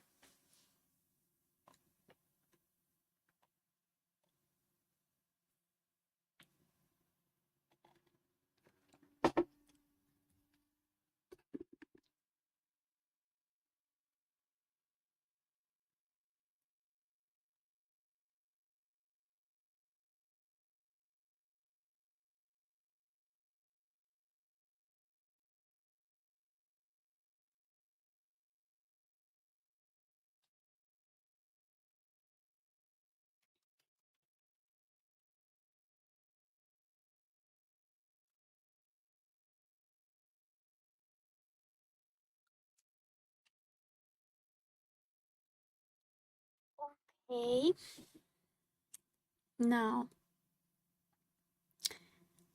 some of the backgrounds we have looked at so far, I would say the contrast in those was a lot heavier than in this one. We have this darker shade of blue, obviously, and then some light pinks and purples. But still, even if you like try to squint your eyes a little bit, you can't see as much contrast. Which in this case actually can be good because this mood, I feel like it actually has to be a little bit like, what's the best word I can use for this? Maybe like hazy a little bit. It's almost even like sugary in a way because of those pink shades. It looks like candy. But yeah, I'm actually also going to color pick this real quick because this is a really interesting palette. So I'm gonna use this one first. And then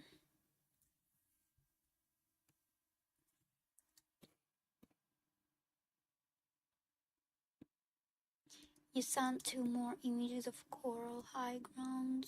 Okay.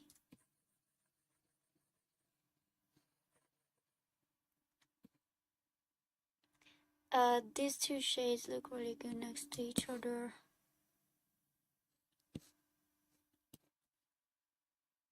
And then I'm gonna pick this pink from purple-ish pink thingy. And then the last one I'm gonna pick is this light shade of pink.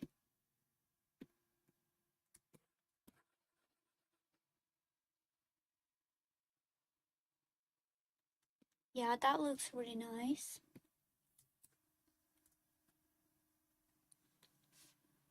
Really pretty, definitely.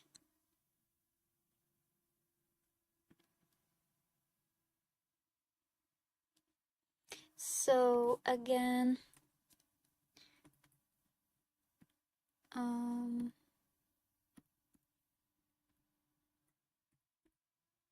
I think this is a cross composition.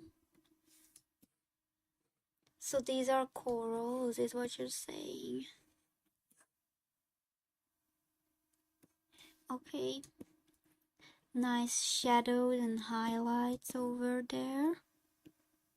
Definitely lots of different patterns and textures.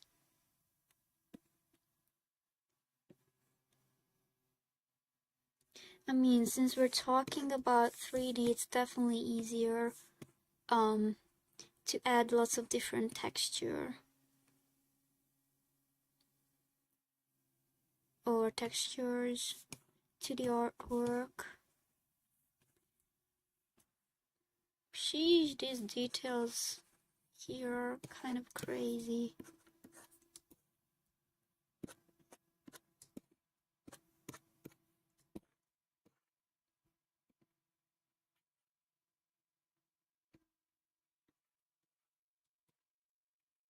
These two parts are framing it nicely. Oh, and I also like the contrast between this part and this part.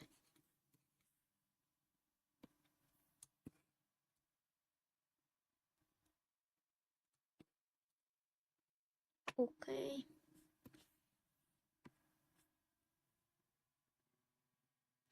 Oh, so this is what you said. Wow.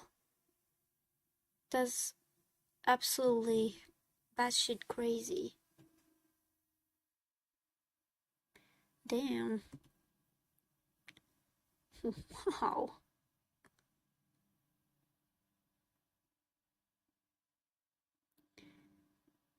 Yeah, this is art. what comes to your mind when you look at these images? Art.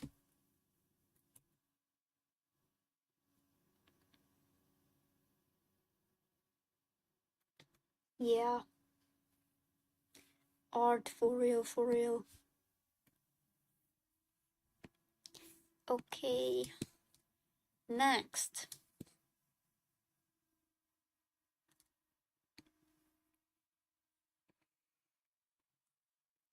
Where is the center of the image? Over there. Wait, I don't want you guys to think that I'm mixing up the perspective. So that is the perspective, but, I mean, wait, hold on. So this is actually like a circular wall thingy going on. So maybe I was, yeah, right there, okay. But the attention is still there.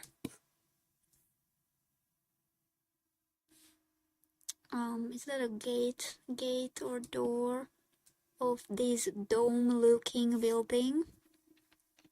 This kind of reminds me of the famous building in Barcelona, the Sagrada Familia. I think they definitely took inspiration from that. Wait, I can actually Sagrada Familia. See? See?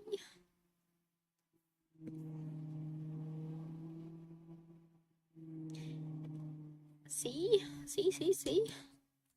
But also from Gothic architecture. If you look at these patterns right there.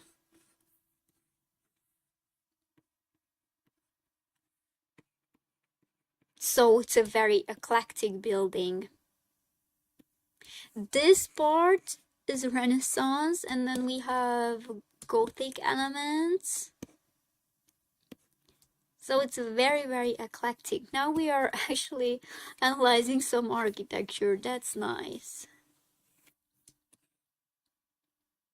And I also like the contrast between these sharper parts. So we have some sharp parts here, sharp, sharp, sharp, sharp, sharp, and some nice soft and flowy, round, round, round.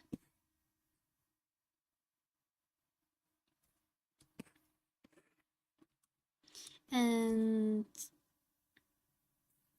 some lights over there.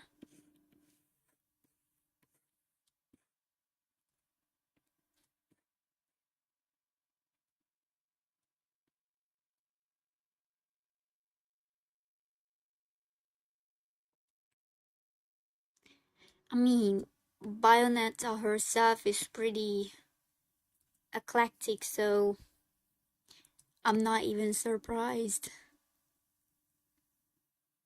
Oh, and I also really like the rocks in the background behind the building over here. That's really nice too. And then obviously the trees are crazy detailed. Very harmonious picture, I would say. Oh, and also if you look at these signs, they are also kind of pointing towards the door or the gate. Now, that was not on purpose, I swear to God. I'm sorry.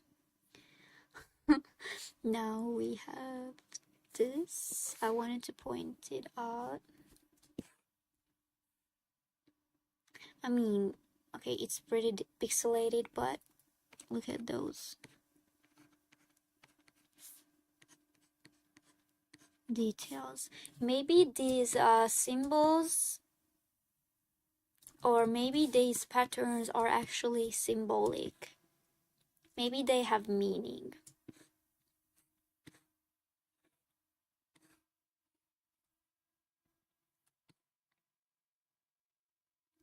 Oh, and this part is dark. Not like completely, maybe here too. And here it's a lot lighter. And light is coming from here. You can see the cast shadows. Is this a fountain or is it just like some nice architectural element thingy? Oh yeah. Oh, and then I like how nice the sky is behind everything else over there. Okay. I like this one too a lot. And this will be the last one. This is from Nien. Oh, okay. Really nice. Now, again, first thing, insane contrast. Okay, obviously, the attention will be here, but at the same time, here too, like kind of around here.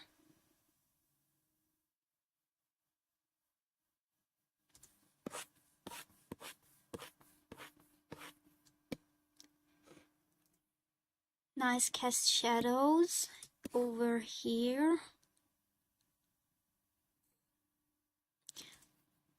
A whole lot of details.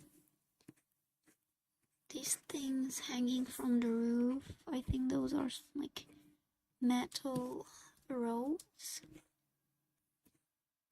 And then I also really like how hazy this part is. Pretty airy. Air composition. I still don't know what that thing is called. But yeah, air composition. Because it almost looks like as if the gray tone of the clouds here is like sitting on the trees and the buildings. It pretty much like sits on it. And it's also really nice how the trees are growing out from there. I'm sorry. The plants, shadows.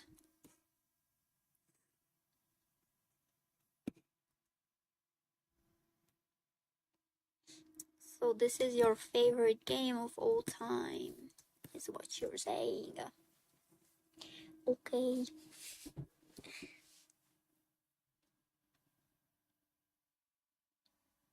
Yep.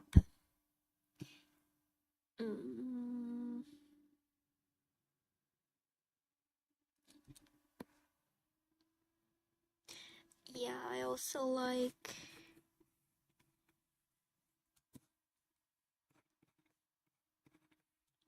the border here. Kind of crispy. And then here too where she's standing.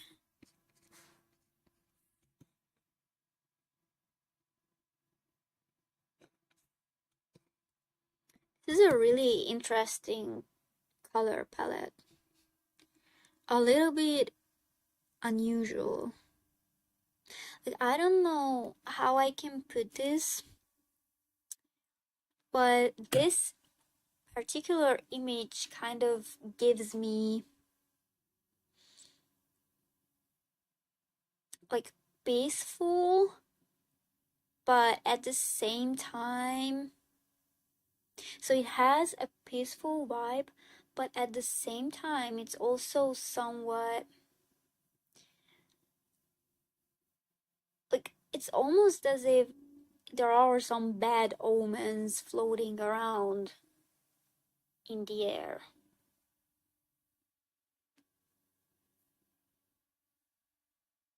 Unusual is a pretty good word to describe the whole game. Mm. Yeah, because what I just said is like, oh, we have these nice clouds, but at the same time it's gloomy. We have the sun shining a little bit through the clouds, and then we have this really dark, kind of like ruiny. I don't know if that's a word, but the buildings look like ruins a little bit.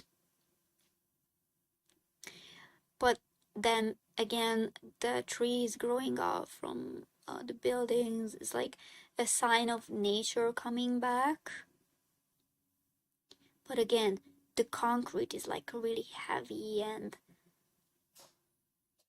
just like kind of brutal in a way.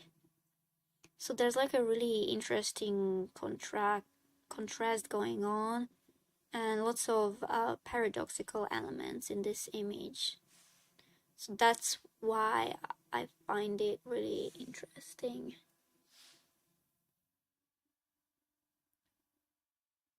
City ruins. Okay.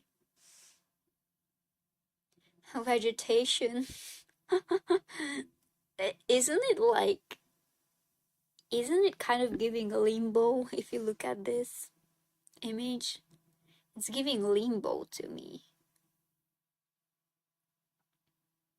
Or like purgatory a little bit.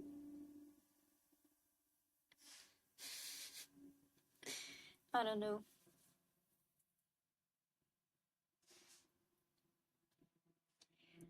Okay. So, we are done with this segment. And it took a bit longer than I expected. So I'm thinking that maybe we should do the documentary thing next time. I think that would be a better idea because the stream has been going on for almost 3 hours now. So yeah, we are going to do that either on Friday, but most likely Saturday. I think Saturday would be better. So I think we are going to react to the Little Witch Academia documentary on Saturday, which will be fun. Yeah, I'm looking forward to that. But before that, and before I go, um, I have a little announcement, and I'm gonna pop it on the screen. It's nothing special, really. You can just read the whole thing. Okay, so I actually wrote this little text, and I'm going to or I wrote this little text, and I'm going to announce it on my channel as well, and maybe on the server. But yeah, I just wanted to use the perks of YouTube a little bit and launch my membership. But it's nothing really special, so no pressure, for real, for real. This is obviously optional. I'm not gonna force anyone or anything like that because I really don't wanna make it look like I'm begging or I'm forcing anyone. And it's already kind of awkward for me, but still, I was like, why not? Um, but yeah. If you wanna read it, you can. If you don't wanna read it, you don't have to. Mm, I don't know if I even have anything else to add to this, to be honest. um so yeah.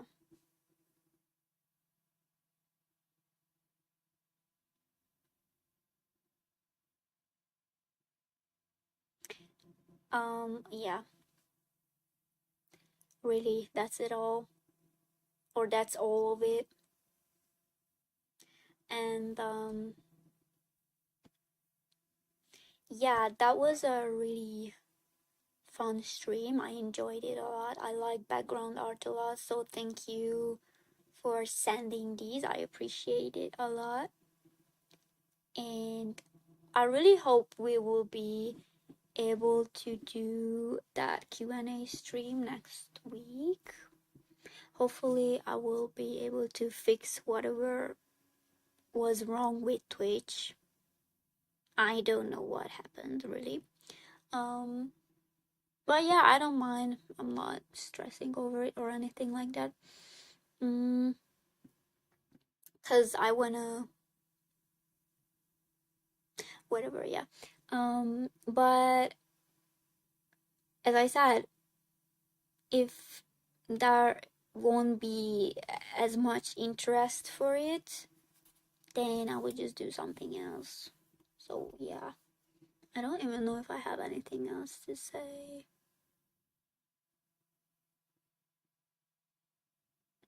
Yeah, thank you for those links. I definitely will check them out. And also, I don't know. I actually I'm not even sure, but the documentary sounds really fun. Yeah. Drink water. You're actually so right.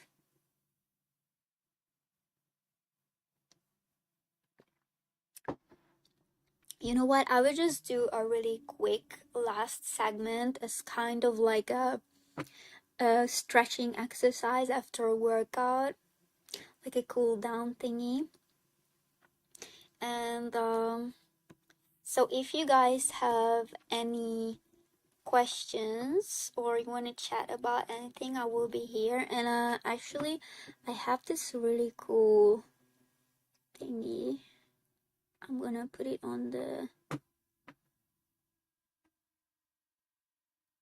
screen real quick. Hopefully it's visible. So I found this cute site which is called Random Question Generator, and I think that's really fun for chatting and stuff. So yeah, first question, and the questions also go for you, not just me. What's one of your favorite comfort foods?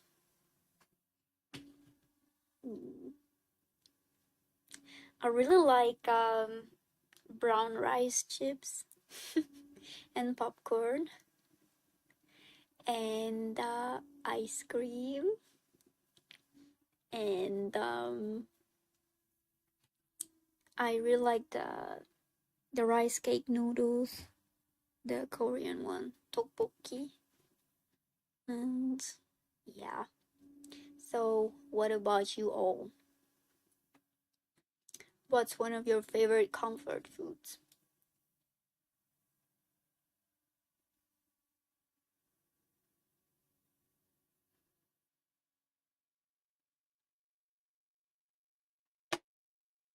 Chili. That's comfort. Food. Fries. I mean, fries, yeah, they're definitely pretty. Yeah, those are fries are definitely a type of comfort food. So, okay, next one. What's an unpopular opinion you have? Bro, I actually have a lot of unpopular opinions.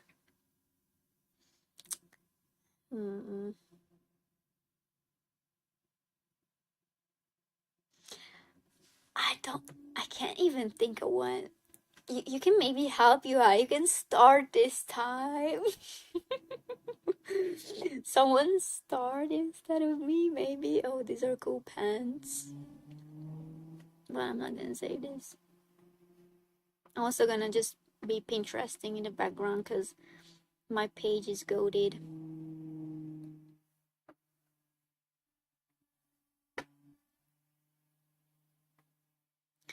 Wow, that looks so cool. What's an unpopular opinion I have? Chili's so goated. Yes, it is.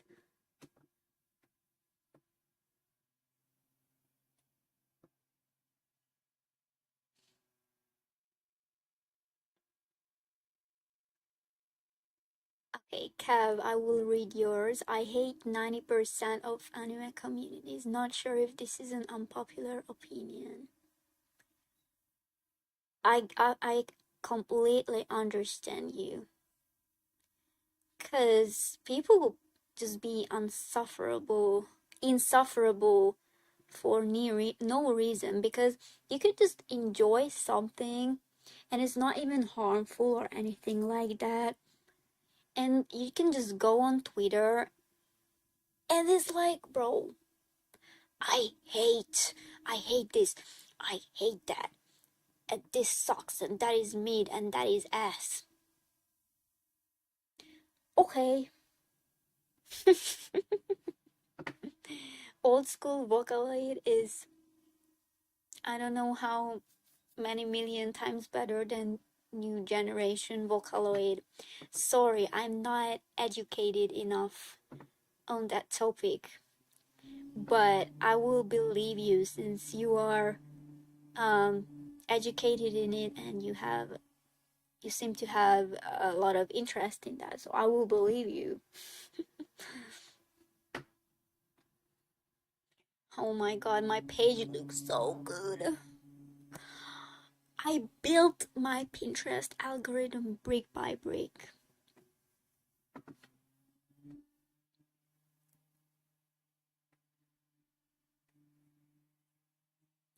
Jurassic Park Lost World wasn't a bad movie compared to OG. I haven't even seen it. I saw the OG Jurassic Park movie when I was a kid and I actually liked it. Maybe the new one is not bad either. But yeah, next question. If you lost all of your possessions but one, what would you want it to be? Sheesh.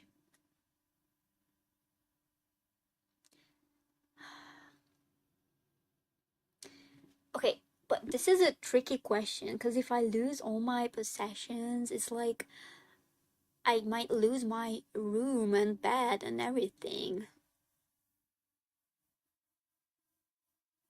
Okay, I know it. I know the answer.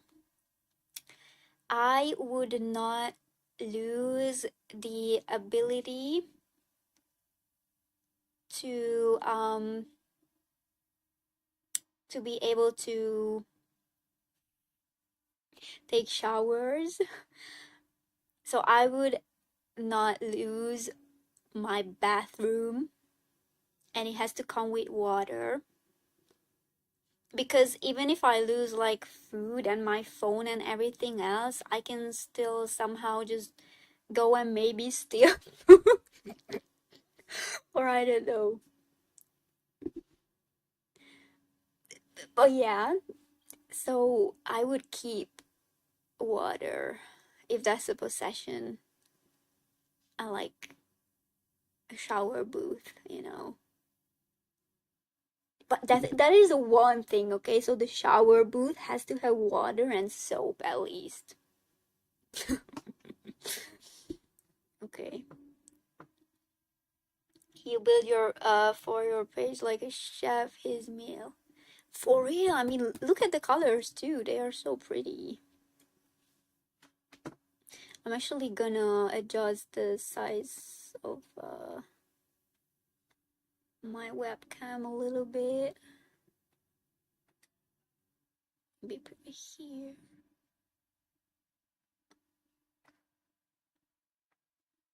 Maybe that's a bit better.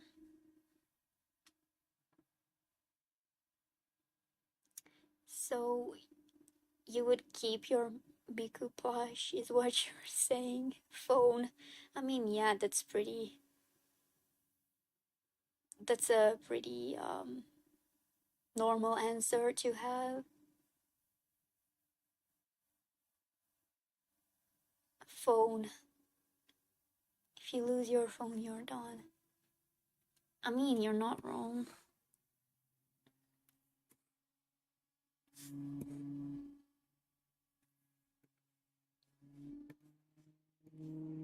But yeah. Riot Games released Arcane only to sell more skins in League of Legends and Valorant. I don't know how this comes to the topic, but you use your phone so rarely. By Elijah 7933. I mean, I actually don't use my phone that much either.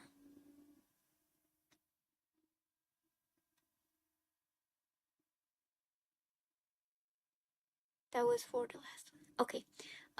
Next question. What is one of your favorite smells when spring is coming and the flowers are blooming and the wind has like a really nice and fresh smell? Like everything is becoming greener and everything is more lively. The colors are more vibrant. So yeah, the smell of spring. Diesel.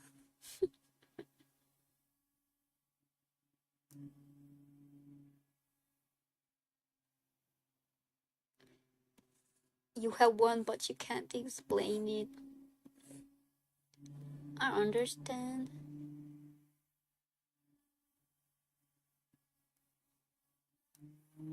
Yeah, this is what I said when I was talking about Evangelion art direction. For real, for real.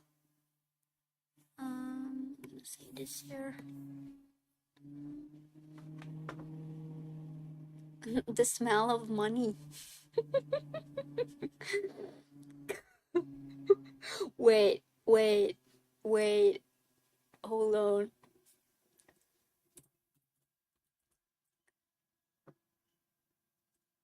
Where is it? Give me a minute. I'm gonna find it for real. This reminded me of something. Okay. So, is this you as a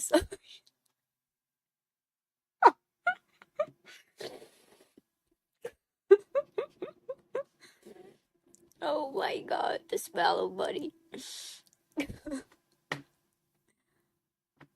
Okay, next question.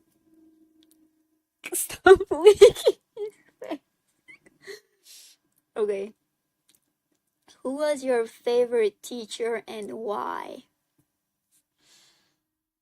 My art teacher. Because she's very strict and she was beating our ass. Not figuratively or literally. It's just that she was literally slandering our study drawings until we got it right, and sometimes she did it in a funny way, so I couldn't even be mad at her that she was funny.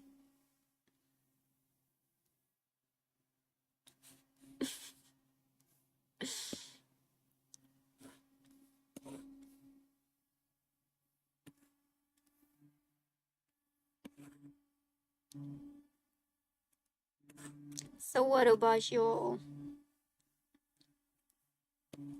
politics teacher? She's on your Discord server? Many favorite teachers. That's good because a lot of people have very bad teachers. For me, I would say was like kind of mixed because I had really good but really bad teachers.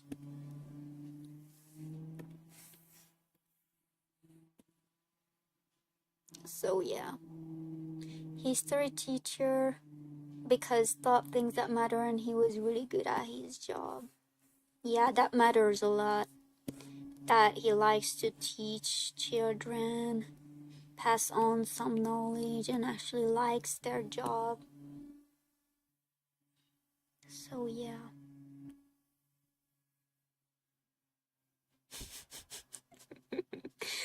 Iris Sensei.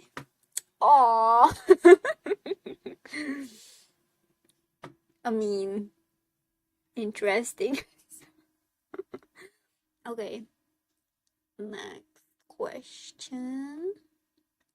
When people come to you for help, what do they usually want help with? Oh my god. Sometimes my DMs are flooded about like how to study animation. Like there was this person asking like 100 different types of questions about stuff like, oh, where should I study animation? Like, how do I start? Should I go to college or should I go to this art school or should I take this course? Blah blah blah. And sometimes it's like so personal, and I just want to help them as much as I can. But I don't know your life story. Like, I don't want to influence you in a bad way, you know. But yeah, so these days it's definitely about like animation and stuff like that, like how to start, what type of equipment to use, blah blah blah.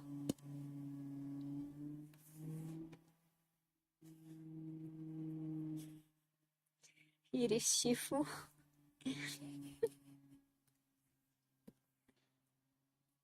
So what about y'all?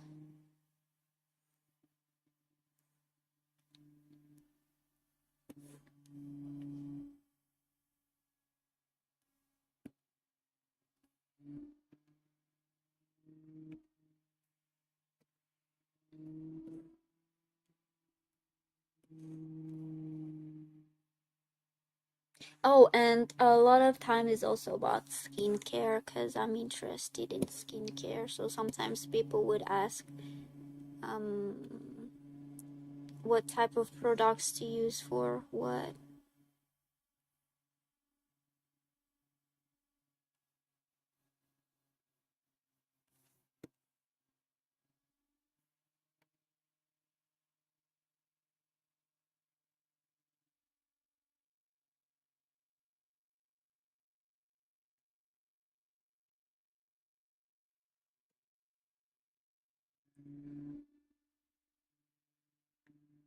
Help or drawing. Can't really answer this. People rarely ask me for help, maybe drawing or programming. I mean, you might be, or you are very young still, so if you are that young, I'm not surprised that not a lot of people ask you for help. Because now that I'm older, the amount of people asking for help increased. Because with years comes some experience that maybe can help young people if I share with them. Bro, I'm talking like I'm 70 years old, but yeah. Maybe like cooking. Oh, you like cooking? That's nice. You can't remember anyone asking you help. That's okay. I'm fully sure at least one person in your life will come and ask you for help. Okay, next question. What's the best thing you got from one of your parents?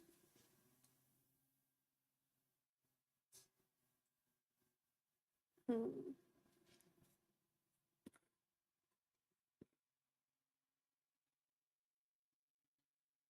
Maybe that most of the time they are supportive of me, so I appreciate that a lot. Not all of the time, but I know for a lot of people, parents are not as supportive as they should be, and thank God, um, my parents supported me in most of the things I wanted to or want to do. Again, not always, but majority of the times I would say that. Your PC, child support. I like Asasush's answers because they are all so like logical and straight to the point. money, child support, phone. Yeah. What is this, bro? Why is it actually drippy?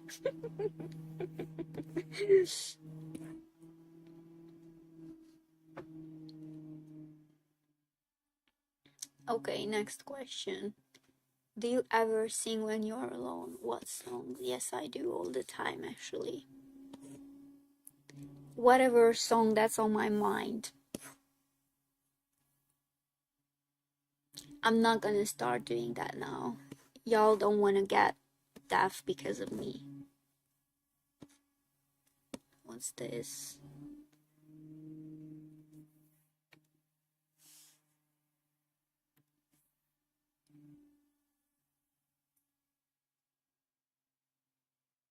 I'm glad you have a good relationship with your parents, by the way.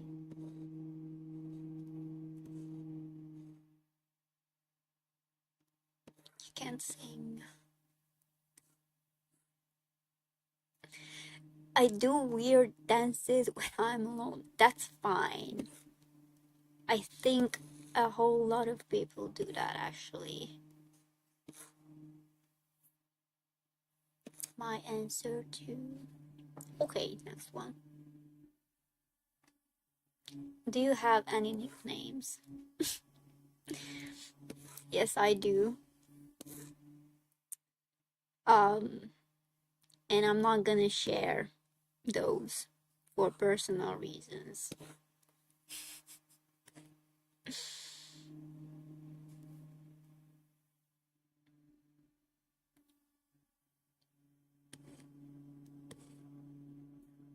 But I think everyone has one or multiple nicknames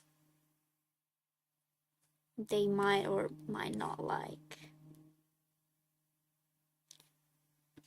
In college, your friends called you old man. Okay, Cav, yes, that's pretty obvious. Old man.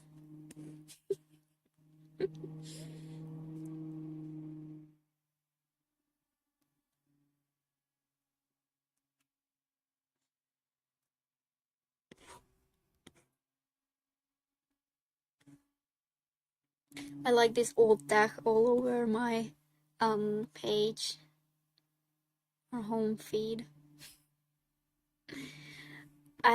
My first phone was similar to this one, actually. Maybe like this one, but black, if I'm not wrong. Yeah, my first phone was a flip phone. Wait, no. What am I even talking about? It was that, like, phone that you could, like, slide off. Like this. I don't know what's that called. A random woman called you baking in Croatia. That's funny. Okay, next one. What's one place you've traveled that you never want to go back to?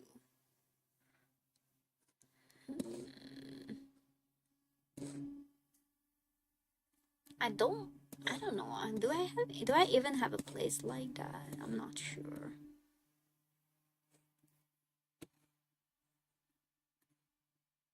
Is there a place that I don't want to go back to? School.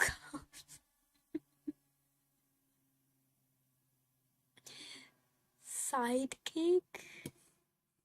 Like, what do you mean? Like a side character in a story?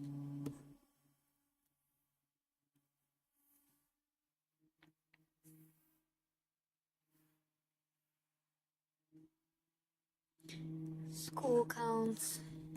I think it does actually. Let's answer this question collectively with school.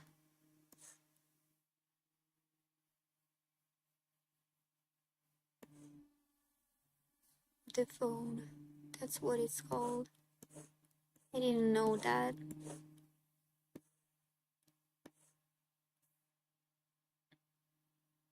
What is this? Okay, next one. When was the last time you changed your opinion about something major? I actually don't remember. That was probably years ago.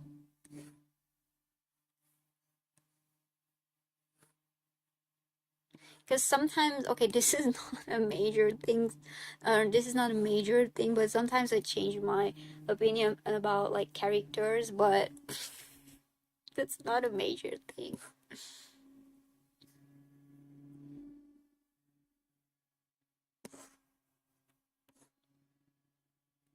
This is actually such a good tattoo idea.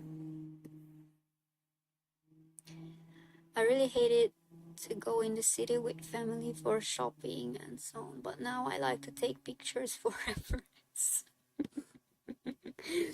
Yeah.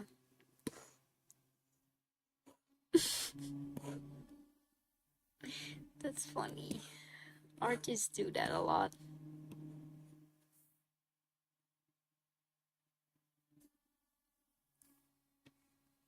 Your many major opinions changed after Atomic Habits. Is that book really that revolutionary? Damn.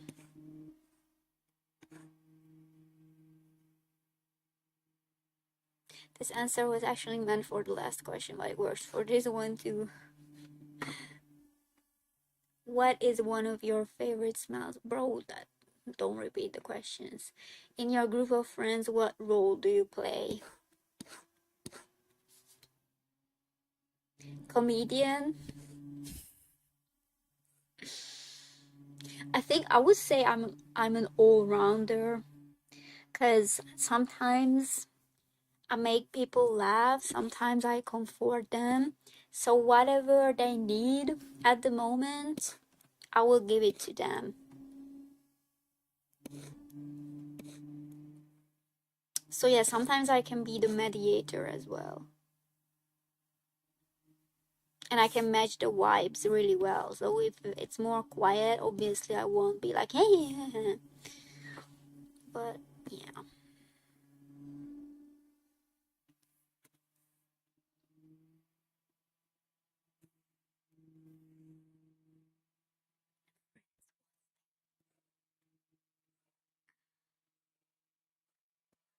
Me,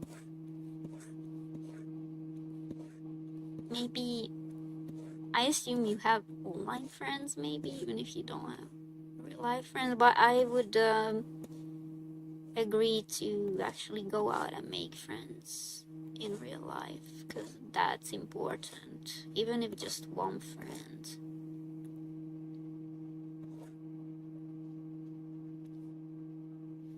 No, people around me are work peers.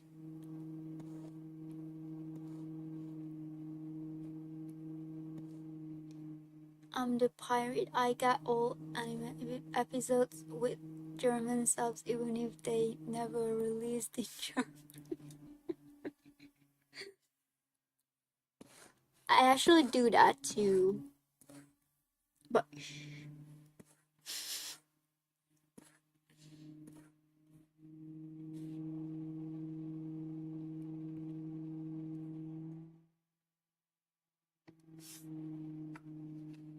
next one. What languages do you speak? So obviously Hungarian, and then English is my second language. What's going on with Pinterest? And I speak Korean and a tiny bit of Japanese, and maybe like I know a few sentences and words in German, but that's all.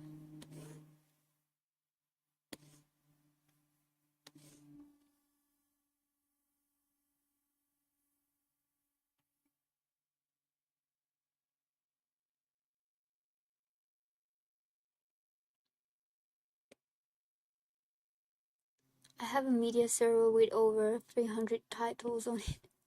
Damn, that's some business over there. German, English, Russian. tiny bit of Japanese. So is Russian your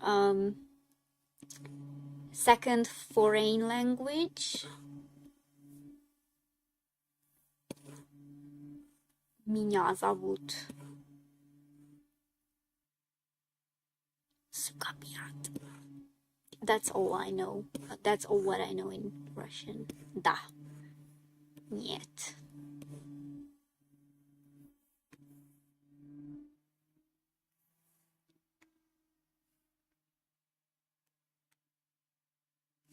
Marathi, Hindi, English.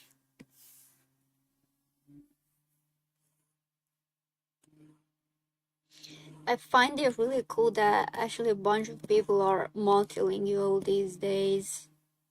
So it's almost as if knowing 3 languages instead of 2 is becoming the norm. We forgot. What?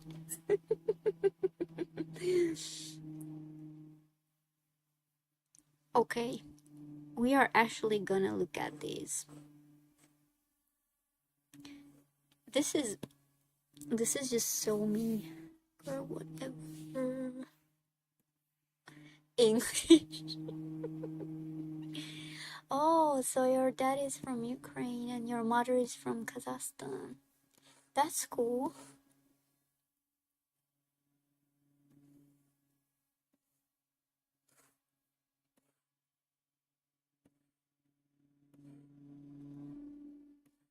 That's actually really interesting.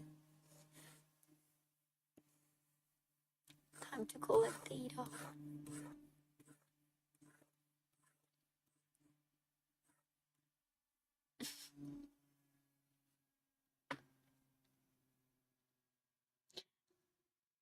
I find Kazakh culturally interesting, by the way.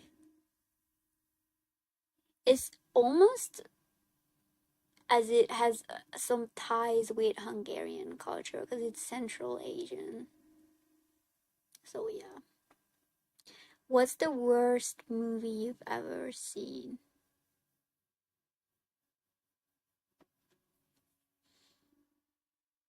Mm.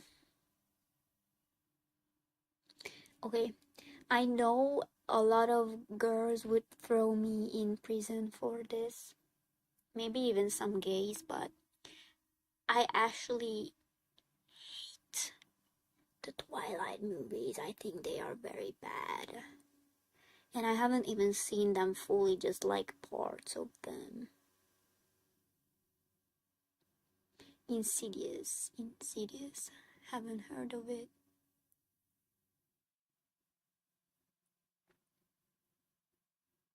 So your family is originally from Germany? I mean, you can make a manga about it then. But so both of your parents were already born in Germany, is what you're saying? Barbie movies were so terrible, but I watched all of them. Some South Indian film. That I don't know, maybe that's from a show, but this reminded me of that part where the woman was like it grabbed the baby with her hair like a snake, and then she threw the baby off the cliff with her hair, and the baby was falling like a PNG file. So they moved to Germany when they were 9 and 12. I see.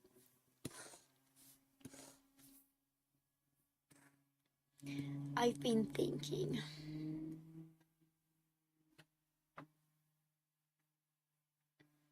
Okay, I'm just gonna um, generate some, maybe like 2 or 3 questions, and then we can wrap this up. What was the best compliment you've ever received? I think when it has to do with like improvement. So, for example, when I used to live in South Korea, I was not that familiar with background art, but after a few months, my colleagues told me, "Oh, you actually improved so much," and I like that a lot. And what is another one? I think maybe when like people compliment me about like accomplishments or if I can help them or if it's like work or art related, probably socorro, socorro, socorro. I don't know what that means. Hopefully it doesn't mean something bad.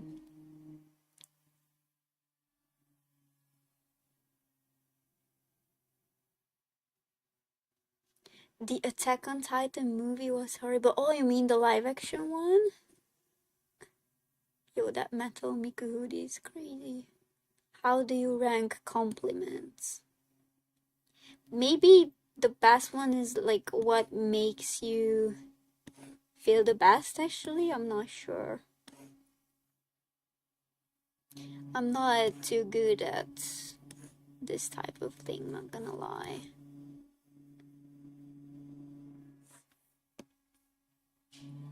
Eba. Eba.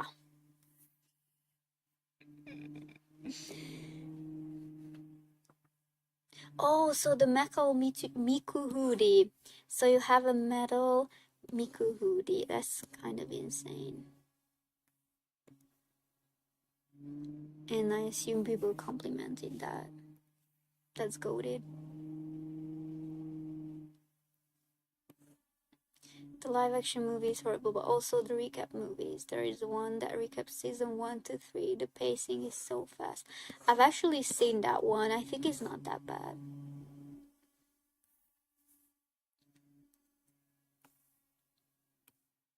Pau Feo. Komi Utre. Sorry, I don't know how to pronounce this. Pratos de trigo. Where am I? Boa tarde, meus chapas. Oh my god. To adapt Aaron versus Annie in 15 seconds. Impressive. I mean, that's why it's a recap movie. Okay, last question. In your. Okay, not this one. What's the best? Okay, this is a hard question. What's the best piece of advice you ever received?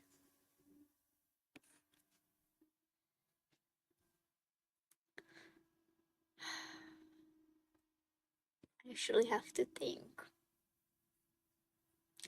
She got me stroking my chin. Um,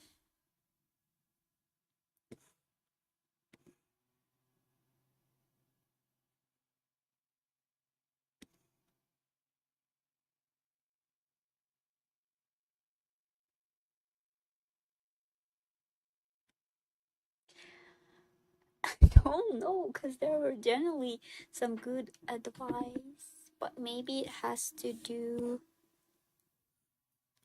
No.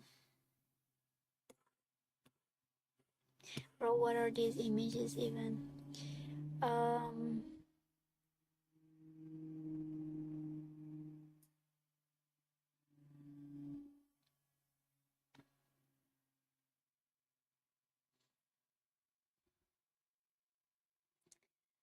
I watched 2 ads on this stream. Would that make you any money? Is your channel monetized? Yes, yes, that actually can give me a few cents. Yes, my channel is monetized. Top secret, I'm gonna reveal to you guys. I usually make around between $2 and $3 a month on YouTube.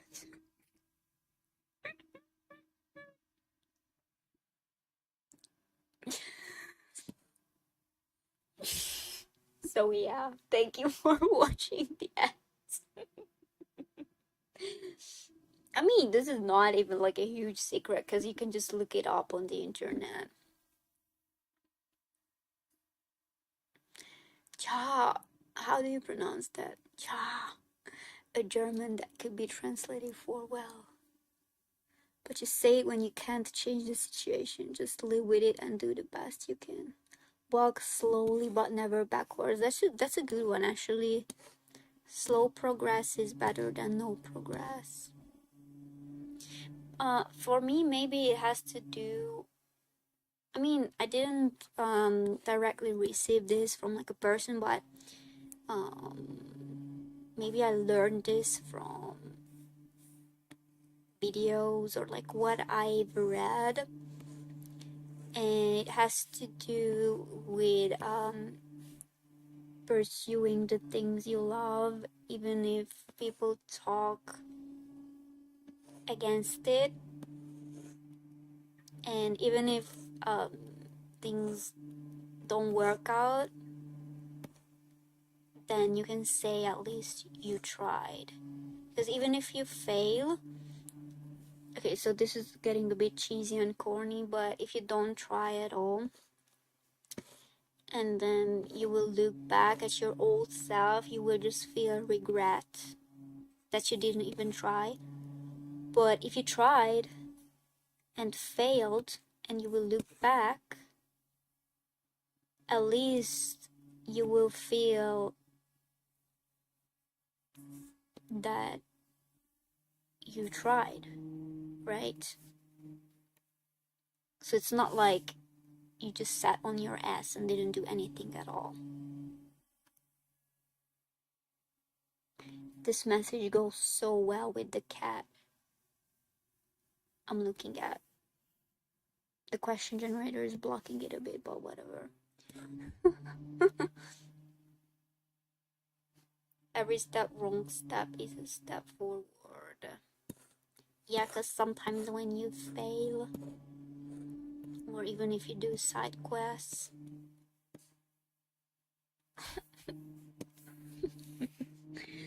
um,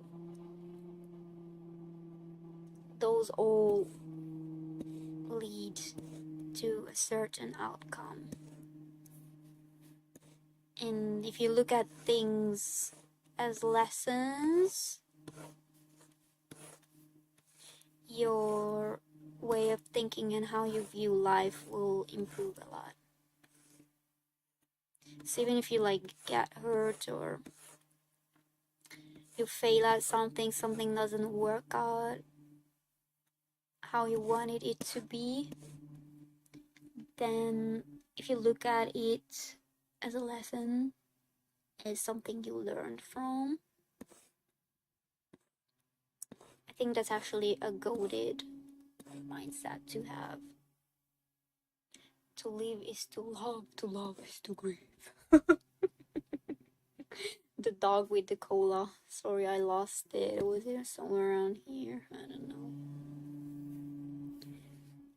Never mind. Uh,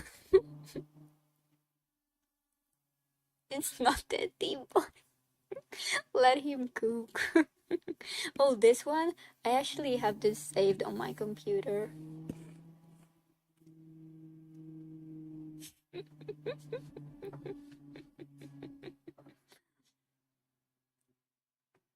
Yeah, so that was it. Thank you very much for joining the stream. I appreciate you all, and we will meet on Saturday most likely. Have a nice day, evening, night, morning, whatever. Bye.